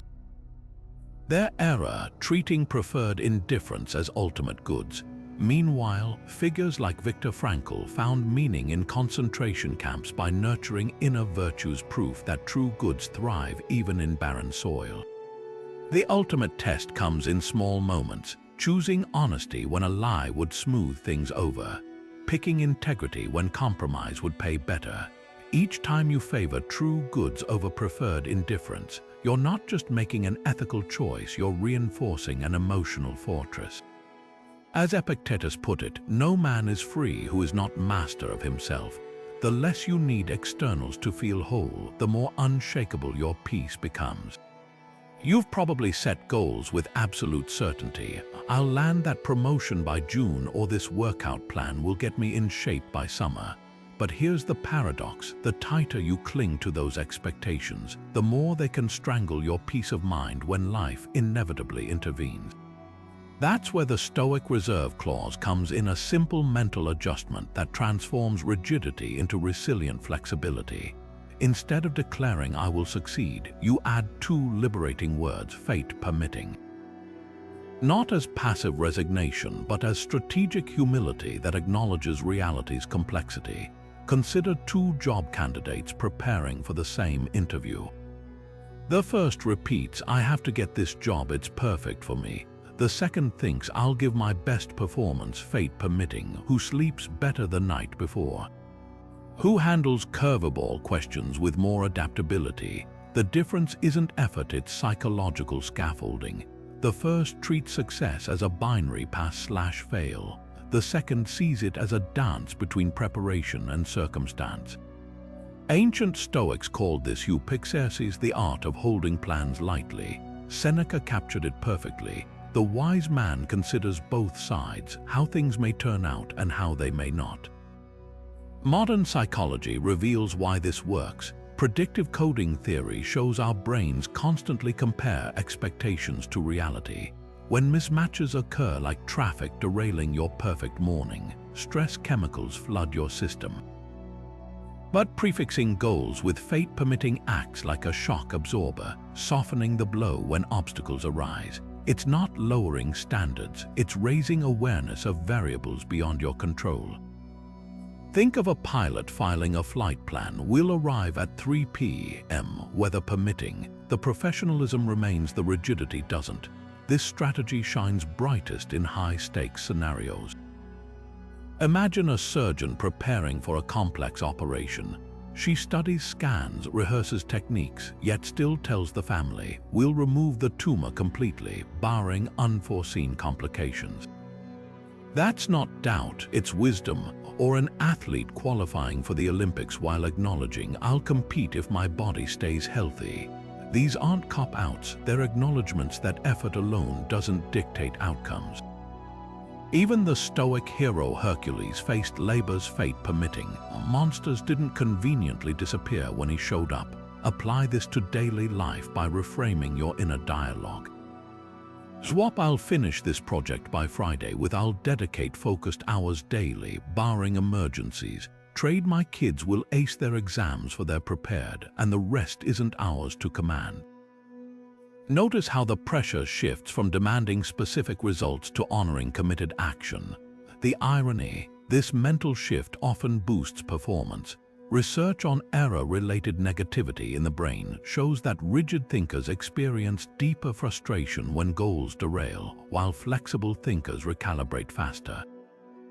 The reserve clause also diffuses toxic positivity, that forced cheer insisting everything happens for a reason. Stoicism isn't about spinning tragedies into blessings, It's about distinguishing between what you own, your effort, and what you don't, the outcome. When a loved one falls ill, you don't say it's for the best, you say we'll seek the finest care, fate permitting. The first denies pain, the second confronts it with clear-eyed courage. For skeptics worrying this breeds complacency, consider the counterintuitive truth. Accepting uncertainty fuels perseverance. Studies on goal disengagement reveal that people who tie self-worth to rigid outcomes burn out faster, while those who focus on controllable actions sustain motivation longer. Farmers grasp this instinctively. They plant diligently but rarely rage against drought. Their resilience lies in knowing some factors belong to the heavens. Try this tonight. Rewrite one key goal with the reserve clause. I'll secure 3 new clients this quarter, circumstances allowing, or I'll run a marathon this year, health permitting. Feel that subtle exhale. That's the sound of emotional armor clicking into place, the kind that bends without breaking when life leans hard. As Epictetus reminded his students, don't demand that events happen as you wish, but wish them to happen as they do happen, and you will go on well. The reserve clause isn't a concession to chaos, it's a treaty with reality. Picture standing at a crossroads in your life, a moment demanding courage you're not sure you possess. Now imagine Cotto the Younger beside you, the unyielding Roman senator who chose suicide over surrendering his principles to Caesar. His presence isn't mere historical nostalgia, it's psychological scaffolding. This is the power of Stoic role models, not abstract ideals, but flesh and blood exemplars whose lives become your personal curriculum in virtue. The Stoics didn't just admire heroes, they apprenticed themselves to them mentally, asking in challenges big and small, what would Cotto do here? How would Seneca respond? Take temperance, not just restraint in pleasure, but balance in all things. Who better to mentor you than Seneca, the philosopher-statesman who tutored Nero while sleeping on a hard bed and fasting regularly? When tempted to binge, scroll, or overspend, summon him like an inner advisor. Does this serve my purpose or dilute it? His life whispers across centuries. Wealth needn't corrupt if held lightly. Power needn't intoxicate if wielded justly. Contrast this with modern role models flaunting excess private jets, closets of unworn shoes, and you see why the Stoics reached for exemplars who ruled their desires rather than being ruled by them. But this practice goes beyond imitation. It's about creating a mental board of directors where each historical figure chairs a different virtue, facing injustice. Invoke Thracia Petus, the senator who stood against Nero's tyranny through quiet resistance. Wrestling with grief, call on Portia Catanis, who endured her husband Brutus' death with steadfast dignity. These aren't distant statues, they're conversational partners in your inner dialogue. Marcus Aurelius perfected this, filling meditations with imagined counsel from his mentors. When you need encouragement, think of the qualities of those around you, the energy of one, the modesty of another. Modern psychology validates this ancient hack. Social identity theory shows we absorb traits from groups we identify with. Athletes visualize legends to access peak performance. Activists channel historical courage during protests. You're not pretending to be Cotto, you're borrowing his resolve until your own matures. Start by drafting your virtue cabinet. Assign courage. Cotto, who walked barefoot through snow to harden his will justice. Antisthenes, who lived in a barrel to show happiness needs no wealth wisdom. Epictetus, the slave who taught emperors through unshakable logic temperance. Musonius Rufus, who lectured in patched robes to model indifference to status, then create trigger reminders. A coin in your pocket stamped with Cotto's face for moments requiring backbone. A screensaver of Seneca's writing desk when tempted by distraction. Like a painter studying masters before lifting their brush, you'll internalize their strokes until your life becomes the artwork. The brilliance lies in customization. A CEO might adopt Marcus Aurelius' morning ritual, reviewing the day's challenges as if from death's perspective. A parent could channel Cornelia, mother of the Gracchi, who valued raising principled children over social climbing. Even rebels find lineage here. Think of Gaius Musonius, exiled multiple times yet teaching philosophy to all who'd listen. Their lives prove circumstances don't define character, choices do. When modern gurus push vague authenticity, Stoic role models offer something radical, the freedom to choose who influences you. Your native impulses might crave comfort or revenge, but your chosen mentors demand better. Over time, their voices merge with your conscience. That critical email doesn't get fired off in rage because Seneca murmurs. Anger is temporary madness. The unethical shortcut loses its appeal when Antisthenes scoffs. You'd trade your soul for that. This isn't ancestor worship, it's skill acquisition. Just as chefs master techniques from Julia Child before innovating, or musicians study scales of the greats, moral growth thrives on emulation before originality. Even the Stoics' fiercest critics borrowed their methods. Early Christians admired Epictetus, Enlightenment thinkers cribbed from Marcus. The ultimate test comes when no one's watching. That midnight temptation to cheat, to slack, to despair, that's when your chosen counsel matters most, because role models aren't just for inspiration, they're accountability partners time can't silence. As Seneca wrote while exiled, nature has given us ample examples of greatness, we just need to look. So look, then act, then become what you admire. That project deadline breathing down your neck, the client who just pulled funding, the sudden illness that derailed your plans. What if these weren't roadblocks but the very path forward? Marcus Aurelius scribbled a line in his private journal that's become a Stoic battle cry. The impediment to action advances action. What stands in the way becomes the way. At first glance, it sounds like motivational wordplay, but buried in that paradox is a psychological superpower, the ability to metabolize adversity into fuel. Consider the story of Phil Knight, the founder of Nike. In his early days selling shoes from the trunk of his car, his first major supplier, Onitsuka Tiger, suddenly cut him off. Most would have seen this as a death blow. Knight flipped it. With no supplier to appease, he was free to create his own designs. The obstacle, losing his sole product line, became the way crafting an iconic brand. Or take J.K. Rowling, whose post-divorce poverty forced her to write in cafes to stay warm. Those cramped tables and crying babies, they became the incubator for Harry Potter's world. The Stoics called this paratrope not just reframing, but actively leveraging friction as traction. Here's how to practice it. First, name the obstacle with clinical precision. Not "my boss is sabotaging me," but "my boss rejected 3 proposals this month." Strip away the emotional overlay to reveal the raw facts. Next, ask, how does this problem reveal or create an opportunity I'd otherwise miss? A rejected proposal forces sharper pitches. A failed product exposes unspoken customer needs. Even physical pain can spotlight neglected self-care. The key is shifting from "why is this happening?" to "what does this make possible?" Marcus Aurelius modeled this amid war and betrayal. When traitors schemed against him, he didn't just tolerate them, he thanked them for keeping him vigilant. When fatigue set in during military campaigns, he welcomed it as chance to test his endurance.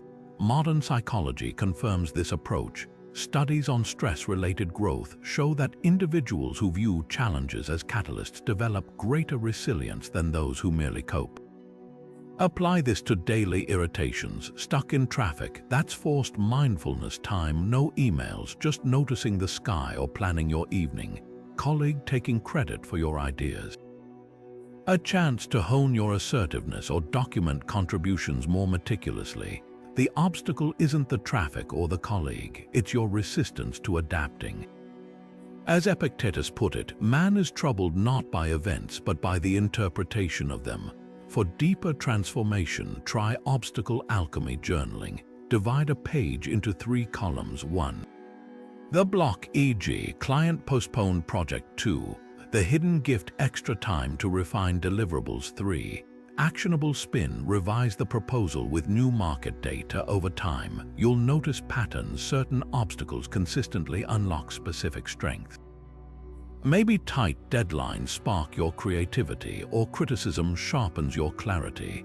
The impediment doesn't just become the way, it reveals capacities you'd never have tapped otherwise. History's breakthroughs often hinge on this flip. The silicon shortage of the 1970s led engineers to design smaller, more efficient chips, birthing the computer revolution. Beethoven's deafness birthed compositions that relied on vibrations and imagination over conventional sound. The common thread: they didn't transcend their obstacles, they channeled them. The ultimate test comes when life delivers a true gut punch, a layoff, a breakup, a diagnosis. Here, Stoicism isn't about fake positivity, this is great. But constructive pragmatism, this is hard, and here's how I'll mine it for meaning. A cancer survivor might say their illness taught them to savor mornings. A fired employee might admit the dismissal pushed them toward a more authentic career. The obstacle becomes the turning point, not because it was wanted, but because it was used. Marcus' insight wasn't poetic consolation, it was tactical. Roman engineers routinely repurposed battlefield rubble into fortifications. They knew the very stones hurled to break walls could rebuild them stronger. Your obstacles are no different. The setback isn't in your way, it is the way just waiting for you to recognize its shape and start building. Walk into any shopping mall and you'll witness a modern-day battleground of desire, flashing screens convincing you that happiness is one purchase away. Mannequins draped in fabrics you never knew you needed, perfumed air engineered to trigger cravings. This isn't commerce, it's alchemy transforming base impulses into gold for shareholders. The Stoics proposed a radical alternative: the discipline of desire, a mental training to want only what aligns with virtue and reason. While advertisers spend billions making you feel incomplete, Stoicism teaches you to interrogate every craving with a simple question: will this make me better or just momentarily distracted? Consider the difference between ancient and modern wants. A Roman citizen might train himself to desire wisdom or courage, qualities no one could confiscate. Today, we're conditioned to covet limited edition sneakers or algorithmically suggested gadgets. The former builds inner fortitude, the latter breeds dependence on external validation. Epictetus, born a slave, saw this clearly. Freedom isn't secured by filling your purse, but by emptying your wants. He wasn't advocating poverty, he was highlighting that unchecked desires are invisible chains. When your mood swings with stock prices or follower counts, you've handed your emotional reins to strangers. This discipline isn't about deprivation, it's about discernment. Take two people eyeing the same luxury car. One sees it as a status symbol, itching to post a steering wheel selfie. The other appreciates its engineering but remains equally content taking the bus. Both may buy it, but only one is free. The Stoics called this prohersis, the power to choose what you value. Marcus Aurelius, despite his imperial purse, wrote, "Very little is needed to make a happy life." He wore simple robes, ate modest meals, and slept on a military cot not because he had to, but because he refused to let comfort dull his edge. Modern research echoes this. Studies on hedonic adaptation show that the thrill of new possessions fades within months, while the joy of self-mastery compounds. A musician craving practice time experiences deeper fulfillment than one craving applause. A hiker who savors the trail enjoys lasting satisfaction compared to one obsessed with gear upgrades. The trap isn't owning things, it's being owned by the need for them. Apply this by auditing your desires like a Stoic accountant. Next time you feel the pull to buy, scroll, or consume, pause and dissect. 1. Is this desire natural or manufactured? Hunger is natural, midnight snack ads are engineered. 2. What virtue does this serve? A book feeds curiosity, a fifth pair of boots feeds vanity. 3. How would I feel if I couldn't have it? Panic reveals dependency. Indifference reveals freedom. Consumer culture thrives on fabricated inadequacy, wrinkles to erase, trends to chase. The discipline of desire flips the script, asking, what if I'm already enough? When the 3rd century philosopher Plotinus was asked to sit for a portrait, he scoffed, why copy the copy when you can contemplate the original? His refusal wasn't humility theater, it was a living rebuke to valuing images over essence. The ultimate test comes in small moments, passing a store window without your pulse quickening. Deleting a shopping app and rediscovering your library card. Noticing how often your desires were planted by unseen forces and discovering beneath them quieter longings waiting to breathe. As Seneca wrote, it is not the man who has too little, but the man who craves more that is poor. True wealth isn't in your closet or garage, it's in the space between wanting and needing, where Stoicism builds its unshakable home. True friendship, according to the Stoics, isn't about networking or convenience. It's a sacred collaboration where two people sharpen each other's virtues like flint against steel. Imagine Seneca sitting down with his young friend Lucilius, not to exchange gossip or empty compliments, but to deliver this brutal truth. You say you want wisdom, yet you spend your days chasing trivialities. Either live up to your philosophy or stop pretending to care. That's Stoic friendship in action, raw, demanding, and rooted in mutual growth.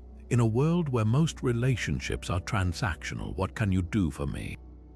How does this connection benefit my career? The Stoics proposed something radical, bonds where the only currency is honesty and the sole purpose is becoming better humans. This isn't about harshness for its own sake. The Stoics drew a clear line between cruelty and tough love.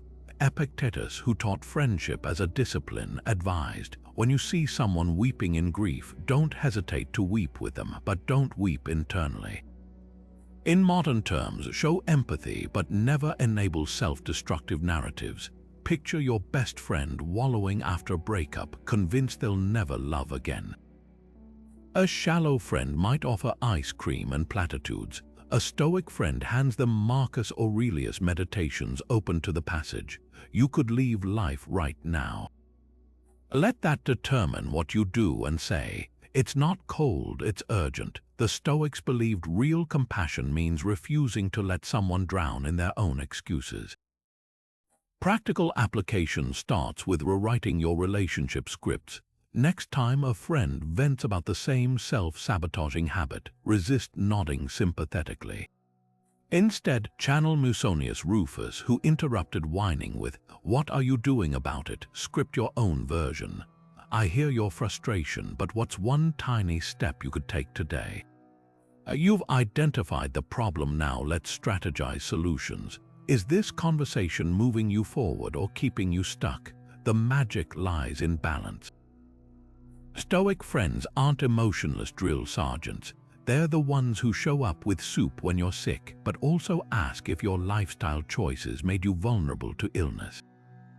They'll celebrate your promotion, then challenge you. Will this title make you kinder or just busier? History's greatest duos thrived on this tension. Think of Thomas Jefferson and John Adams, whose political rivalry transformed into decades of letters critiquing each other's thinking. Or Eleanor Roosevelt and her feminist mentor Marie Souvestre, who famously told her, "Stop worrying about being liked and start demanding to be respected." These relationships endured because they prioritized growth over comfort. Test your friendships with this litmus test. After time together, do you feel inflated with empty praise or equipped with sharper self-awareness? The former strokes your ego, the latter fortifies your character. As Seneca wrote, friendship always benefits, love sometimes injures. The most loving act might be withholding validation when it's the easier path.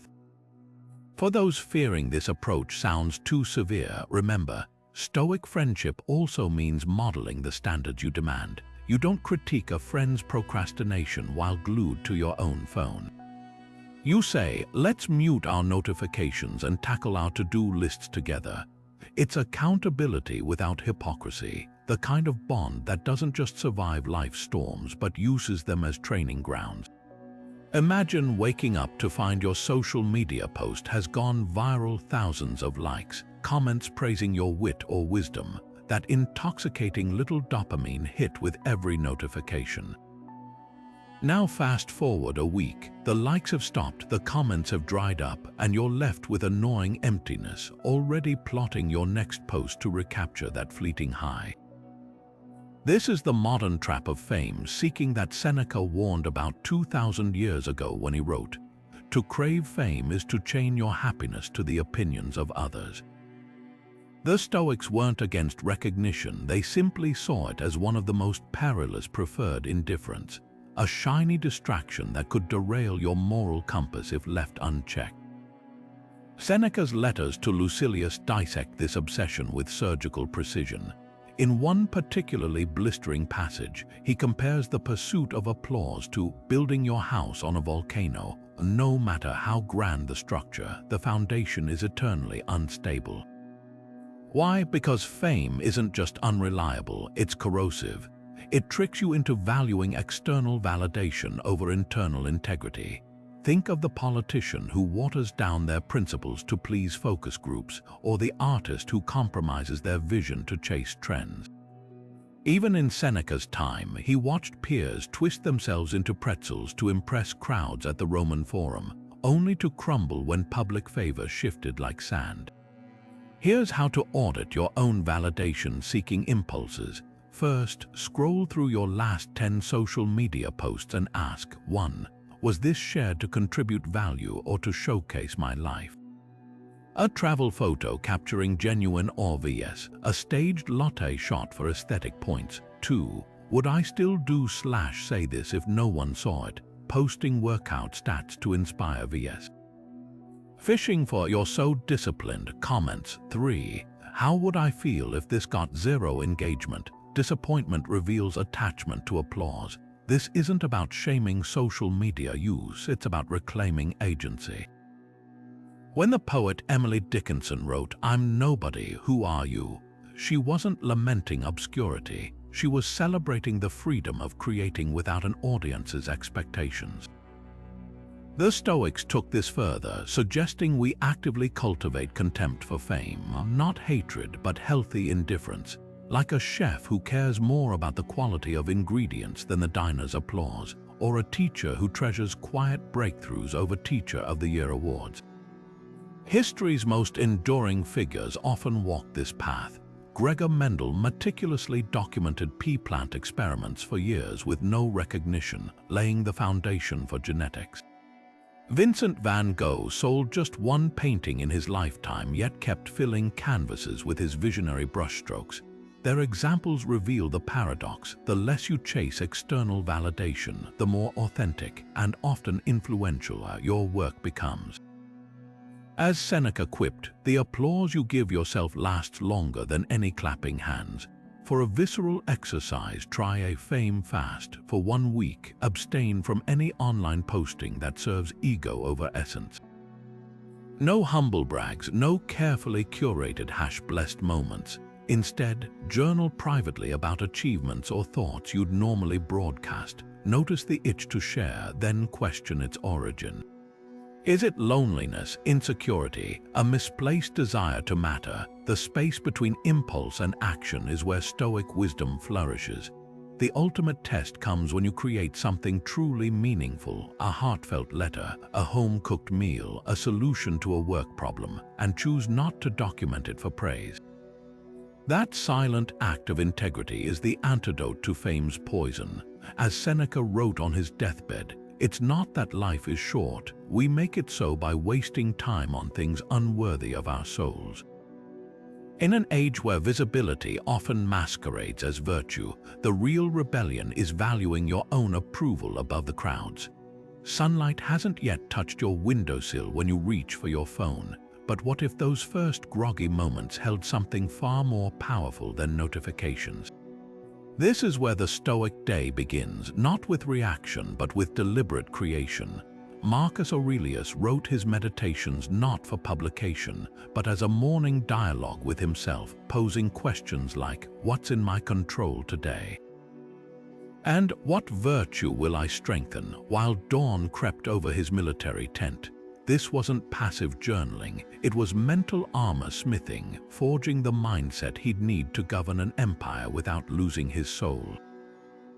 Modern neuroscience confirms the potency of these rituals. Studies on implementation intentions show that people who start their day with specific purpose setting, not just to-do lists, exhibit stronger focus and resilience. Picture two professionals waking at the same hour. One scrolls through emails immediately hijacked by others' agendas. The other spends 5 minutes with a notebook asking Stoic questions. What challenges might arise? How will I meet them with wisdom rather than emotion?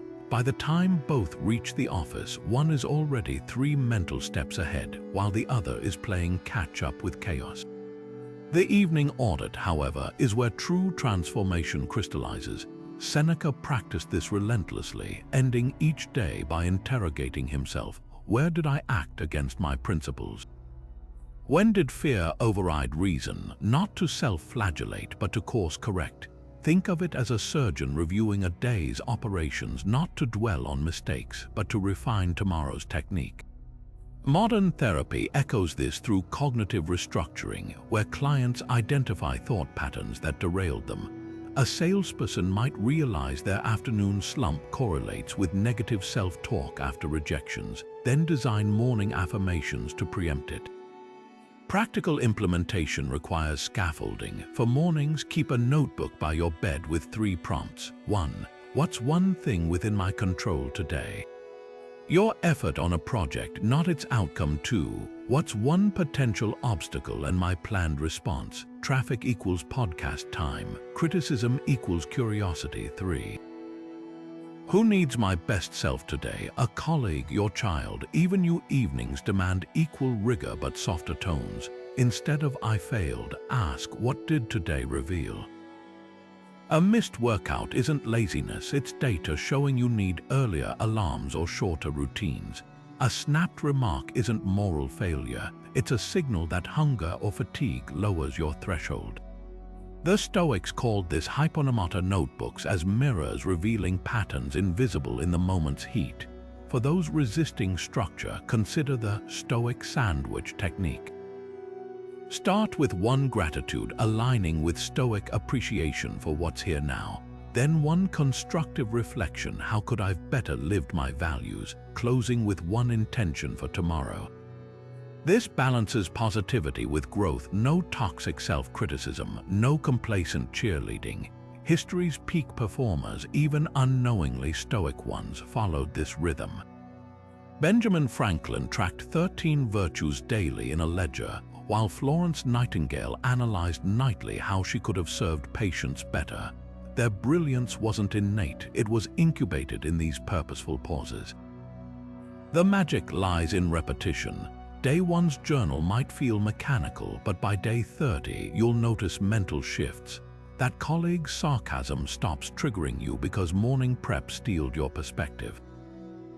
Evening reviews show how often imagined catastrophes never materialized, training your brain to worry less.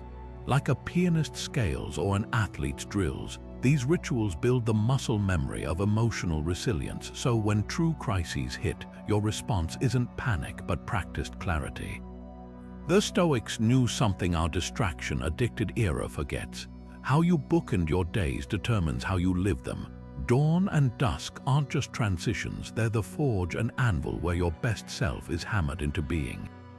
Your posture right now, the curve of your spine, the tension in your shoulders, even the way you're holding your breath as you focus, is silently shaping your emotional state more than you realize. This is Stoic body language in action, a physical manifestation of Epictetus' command to hold your head high but not stiffly. He wasn't just offering etiquette advice, he was revealing a profound psychological truth. How we carry ourselves doesn't just reflect our mindset, it can actively rewire it. Think of a soldier standing at attention. That rigid spine and locked jaw might convey discipline, but it also traps stress. Now picture a seasoned Stoic philosopher walking through Athens, shoulders relaxed yet purposeful, gaze steady but soft, breathing as rhythmic as ocean waves. That's the balance: dignity without rigidity, strength without strain. Modern science has caught up to this ancient wisdom. Harvard researcher Amy Cuddy's work on power poses open postures that boost confidence hormones parallels Epictetus' teachings. But Stoicism takes it further. It's not just about faking confidence before a big meeting. It's about embodying resilience as a daily practice. When you straighten your back after bad news, you're not pretending to be unshaken. You're signaling to your nervous system that you're capable of weathering the storm. This is biofeedback in its purest form, the body leading the mind toward equilibrium. Start with the Stoic breath. Unlike shallow, frantic gulps of air that amplify anxiety, Stoic breathing is deliberate and diaphragmatic.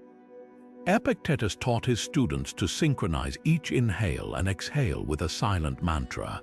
This moment is mine to meet. Try it now. Inhale for 4 counts through your nose, feeling your belly rise like a balloon. Then exhale for 6 through pursed lips as if gently blowing out a candle. That extended exhale triggers the vagus nerve, telling your fight or flight response to stand down. Ancient warriors used this before battle. You can use it before a difficult conversation. Now integrate posture. Picture a marionette string pulling gently upward from the crown of your head, aligning your spine without stiffness, your shoulders. Not hunched forward in defense, not pinched back in false bravado, just resting naturally, as if balancing 2 cups of water that mustn't spill. The Stoics called this eutonia, optimal tension. Too slack and you project apathy, too tense and you broadcast brittleness. Marcus Aurelius practiced this during grueling military campaigns, writing, "The mind adapts and converts to its own purposes the obstacle to our acting." And what impedes action can advance action. Your slumped posture might seem trivial, but it's an obstacle you can convert into advantage. For high-stakes moments, adopt the Stoic anchor pose, a discreet reset button you can hit anywhere. Plant both feet firmly on the ground, no crossed legs or shifting weight. Rest one hand lightly on your abdomen, the other hanging loose. This isn't theatrical, it's tactical. That grounded stance mimics centuries of statues depicting wisdom figures stable, centered, unmoved by external chaos. Test it next time you're in a stressful situation, a heated debate, a crowded elevator, even a daunting phone call. Your body's quiet stability will broadcast and cultivate inner calm. But the real power emerges when you combine these elements. A Roman senator entering a hostile Senate chamber would first pause at the threshold to adjust his toga, not for vanity, but to align breath, posture, and intention. You can create similar rituals before stepping onto a stage or into a challenging interaction. Take 3 Stoic breaths while rolling your shoulders back like scrolls of wisdom unfurling. The physical act becomes a mental trigger signaling, "I am here, fully prepared." The Stoics knew something modern life obscures. Your body is your first and last territory of control. When the world feels chaotic, your breath and posture remain sovereign ground. As Epictetus put it, you are the little soul carrying around a corpse. Not to demean the body, but to highlight its role as vessel, not master. By treating your physical presence as an extension of your philosophy, each breath a meditation, each step a declaration, you don't just appear resilient. You become it. Think of the last time someone said something that immediately triggered you, maybe a backhanded compliment or a dismissive comment. Your pulse quickened, your jaw clenched, and before you could even process the words, a sharp reply shot out of your mouth. Now replay that scene with one small change, 3 seconds of silence between their words and your response. That gap is where emotional independence lives. The Stoics called this the discipline of assent, the practiced art of pausing before your emotions hijack your tongue. It's not about suppressing reactions, it's about creating space to choose them. Consider the physiology behind this. When your brain perceives a verbal threat, even something as trivial as a coworker taking credit for your idea, your amygdala triggers a fight or flight response within milliseconds. Cortisol floods your system, narrowing your focus to survival, not nuance. But here's the catch: your prefrontal cortex, the rational decision maker, needs a full 3 seconds to fully engage. Most regrettable words are spoken in that delay. The Stoics knew this instinctively. Epictetus trained his students to treat conversations like a fortified gate. Let your words pass through 3 filters. Is it true? Is it necessary? Is it kind? That triple check requires silence first. Modern research validates this ancient hack. A study at the University of Michigan found that couples who paused just 3 seconds before responding during conflicts resolved arguments 30% faster. Why? The pause neutralized the negativity, bias our brain's tendency to latch onto criticism while skimming over praise. In that brief silence, the emotional charge dissipates enough for reason to intervene. Imagine applying this to a tense work meeting. Instead of firing back when challenged, you count silently 1 Mississippi, 2 Mississippi, and suddenly, you're not reacting to the person's tone, but responding to the substance of their concern. Try this drill today. In your next conversation, mentally count to 3 before replying. Notice how the dynamic shifts. A friend vents about their terrible day, and instead of jumping in with "that's nothing, wait till you hear my day," the silence lets you truly hear them. Your partner makes a snide remark about forgotten chores, and the pause helps you spot the fatigue behind their words rather than mirroring their irritation. The magic lies in what floods that silence, not emptiness but awareness. You'll start catching the micro-expressions you used to miss. The flicker of uncertainty in a challenger's eyes, the subtle slump in a colleague's shoulders after a setback. For deeper practice, adopt Seneca's double listening technique. When someone speaks, listen first for the surface meaning, then for the hidden stakes. Team members, this project is impossible might really mean I'm overwhelmed and need help prioritizing. The 3-second rule gives you bandwidth to decode instead of deflect. History's greatest negotiators, from Abraham Lincoln to Nelson Mandela, mastered this.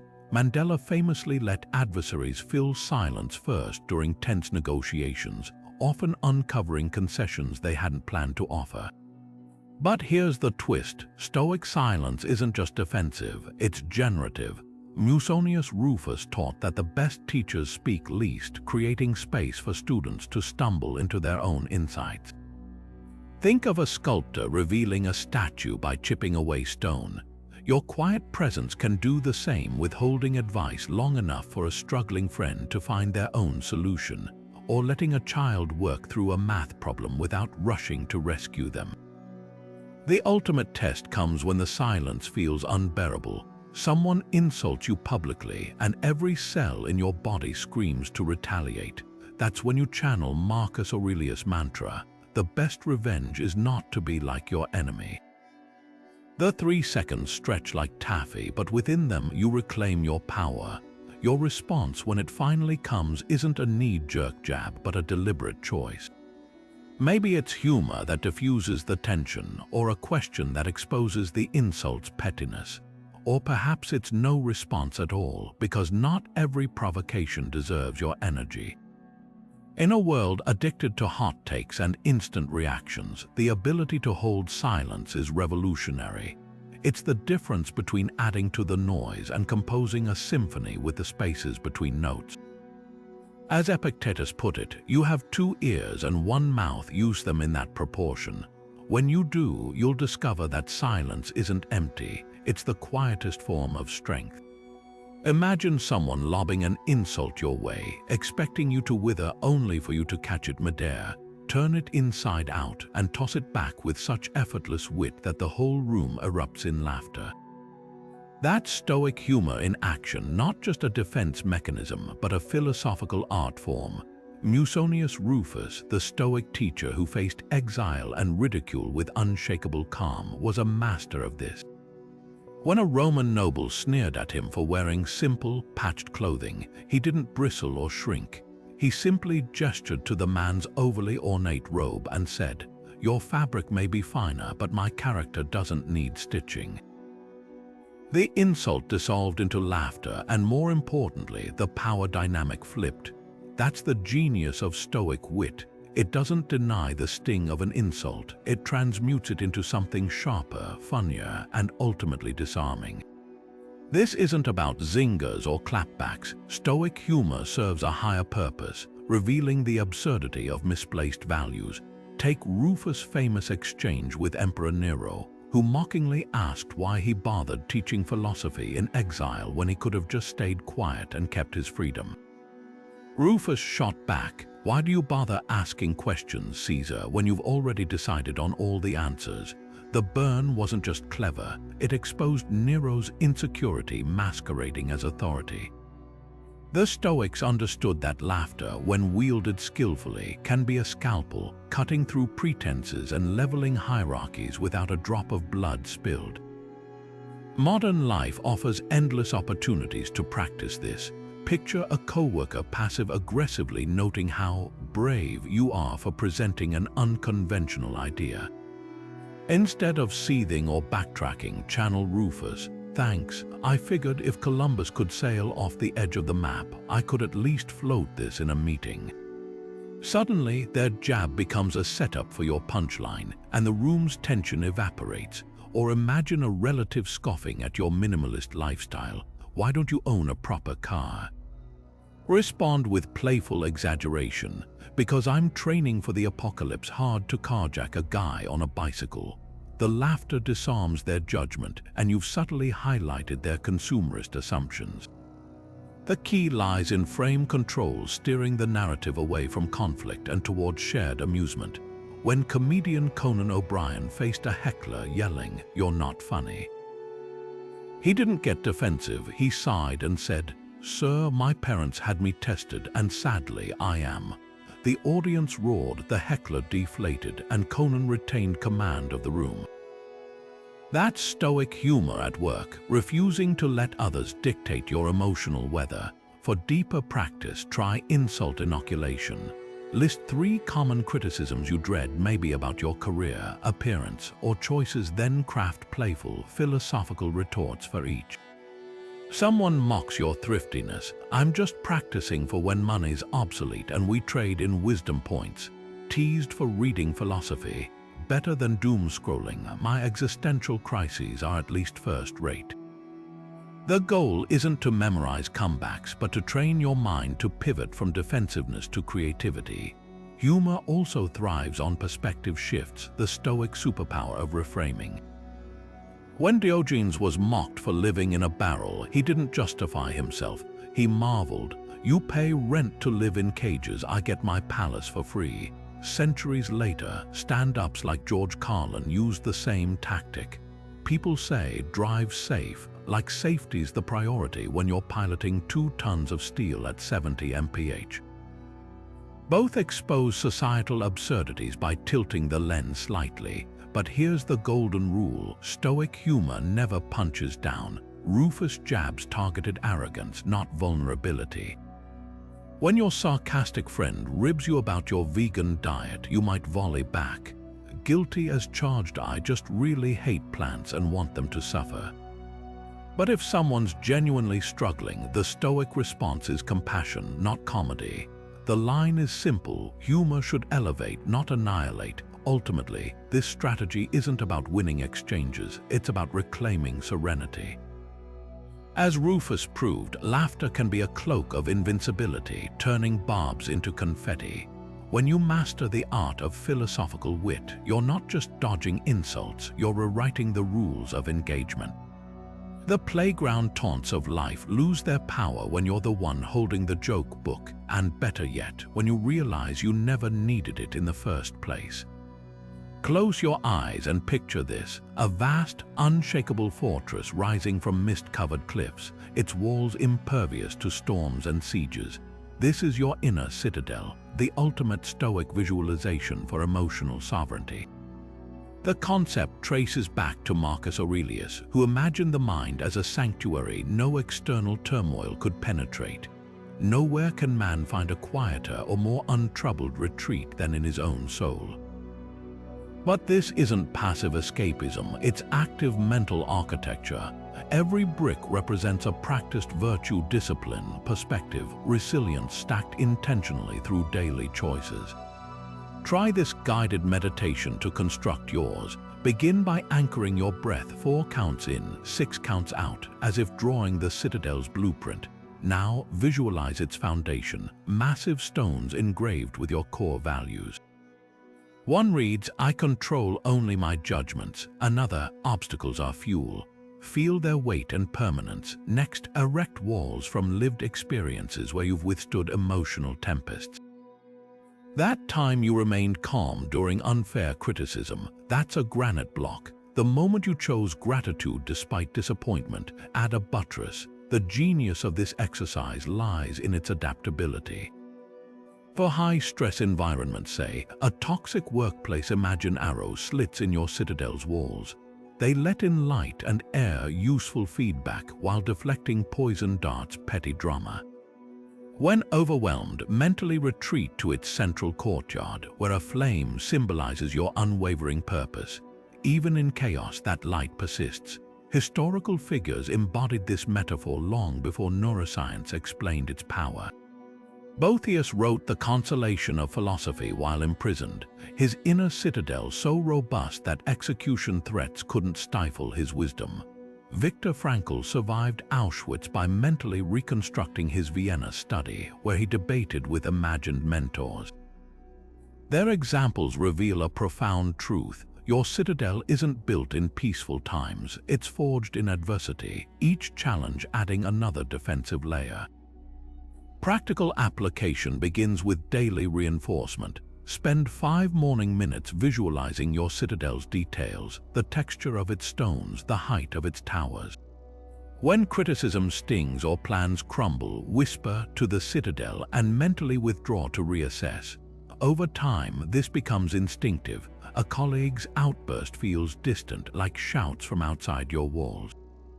You'll catch yourself thinking, this anger isn't inside my fortress, it's just weather passing by. For deeper crises, employ the garrison technique. Imagine your virtues as stationed soldiers guarding the gates. Patience mans the watchtower, scanning for frustration's approach. Wisdom stands at the gatehouse, questioning whether an insult deserves entry. Humor lounges in the barracks, ready to deflate pomposity with a well-timed jest. This personification makes abstract strengths feel tangible allies rather than concepts. The paradox: the stronger your citadel, the more you'll voluntarily open its gates. Emotional independence isn't about isolation. It's about choosing whom and what to let in from a place of unshakable stability. Like Marcus ruling Rome while carrying his fortress within, you'll engage with the world not from neediness but from abundance. Tonight, as you prepare for sleep, walk your citadel's ramparts in your mind's eye. Note where today's challenges tested its defenses, perhaps a new crack in the wall from impatience, or a reinforced parapet from a hard-won insight. Tomorrow you'll repair and strengthen. Because unlike real castles, this fortress grows more impregnable each time life tries to storm it. Think of these 25 Stoic strategies as tools in a timeless workshop, each one crafted to help you build something extraordinary, an unshakable inner sovereignty. From mastering the dichotomy of control to constructing your inner citadel, these aren't just abstract ideas. They're lived practices, tested across centuries by everyone from enslaved philosophers to emperors. Emotional independence doesn't mean never feeling anger, grief, or fear. It means knowing those emotions don't get to dictate your choices. Imagine standing in the center of a storm, not because the wind stops blowing, but because you've learned to plant your feet. But here's the truth: wisdom untested is just theory. So here's my challenge to you: pick one strategy, just one, and live with it for the next 7 days like a scientist running an experiment. If you choose negative visualization, spend each morning mentally rehearsing a worst-case scenario, not to dwell in dread but to disarm it. If you pick the Stoic pause, carry a small stone in your pocket, and every time your fingers brush against it, let it remind you to take 3 breaths before reacting. Or perhaps you'll start with the view from above, zooming out mentally when stress hits, asking, will this matter in a year, in a lifetime? The key is consistency. These strategies aren't magic, they're mirrors, reflecting back the agency you've always had but might have forgotten. History's most resilient figures didn't wake up unbreakable, they trained daily. Seneca wrote letters to solidify his principles. Epictetus drilled his students in mental rehearsals. Marcus Aurelius scribbled reminders to himself even as he led wars. Their power came from repetition, from treating philosophy like calisthenics for the soul. And just as you wouldn't expect a single gym session to transform your body, don't expect instant mastery here. Progress hides in the accumulation of small, deliberate acts. As you step away from this video, remember Epictetus' piercing words: no one is free who is not master of themselves. Freedom isn't the absence of obstacles, it's the ability to move through them without losing your center. Whether it's a traffic jam, a hurtful comment, or a life-altering loss, the goal isn't to control what happens, it's to command how you respond.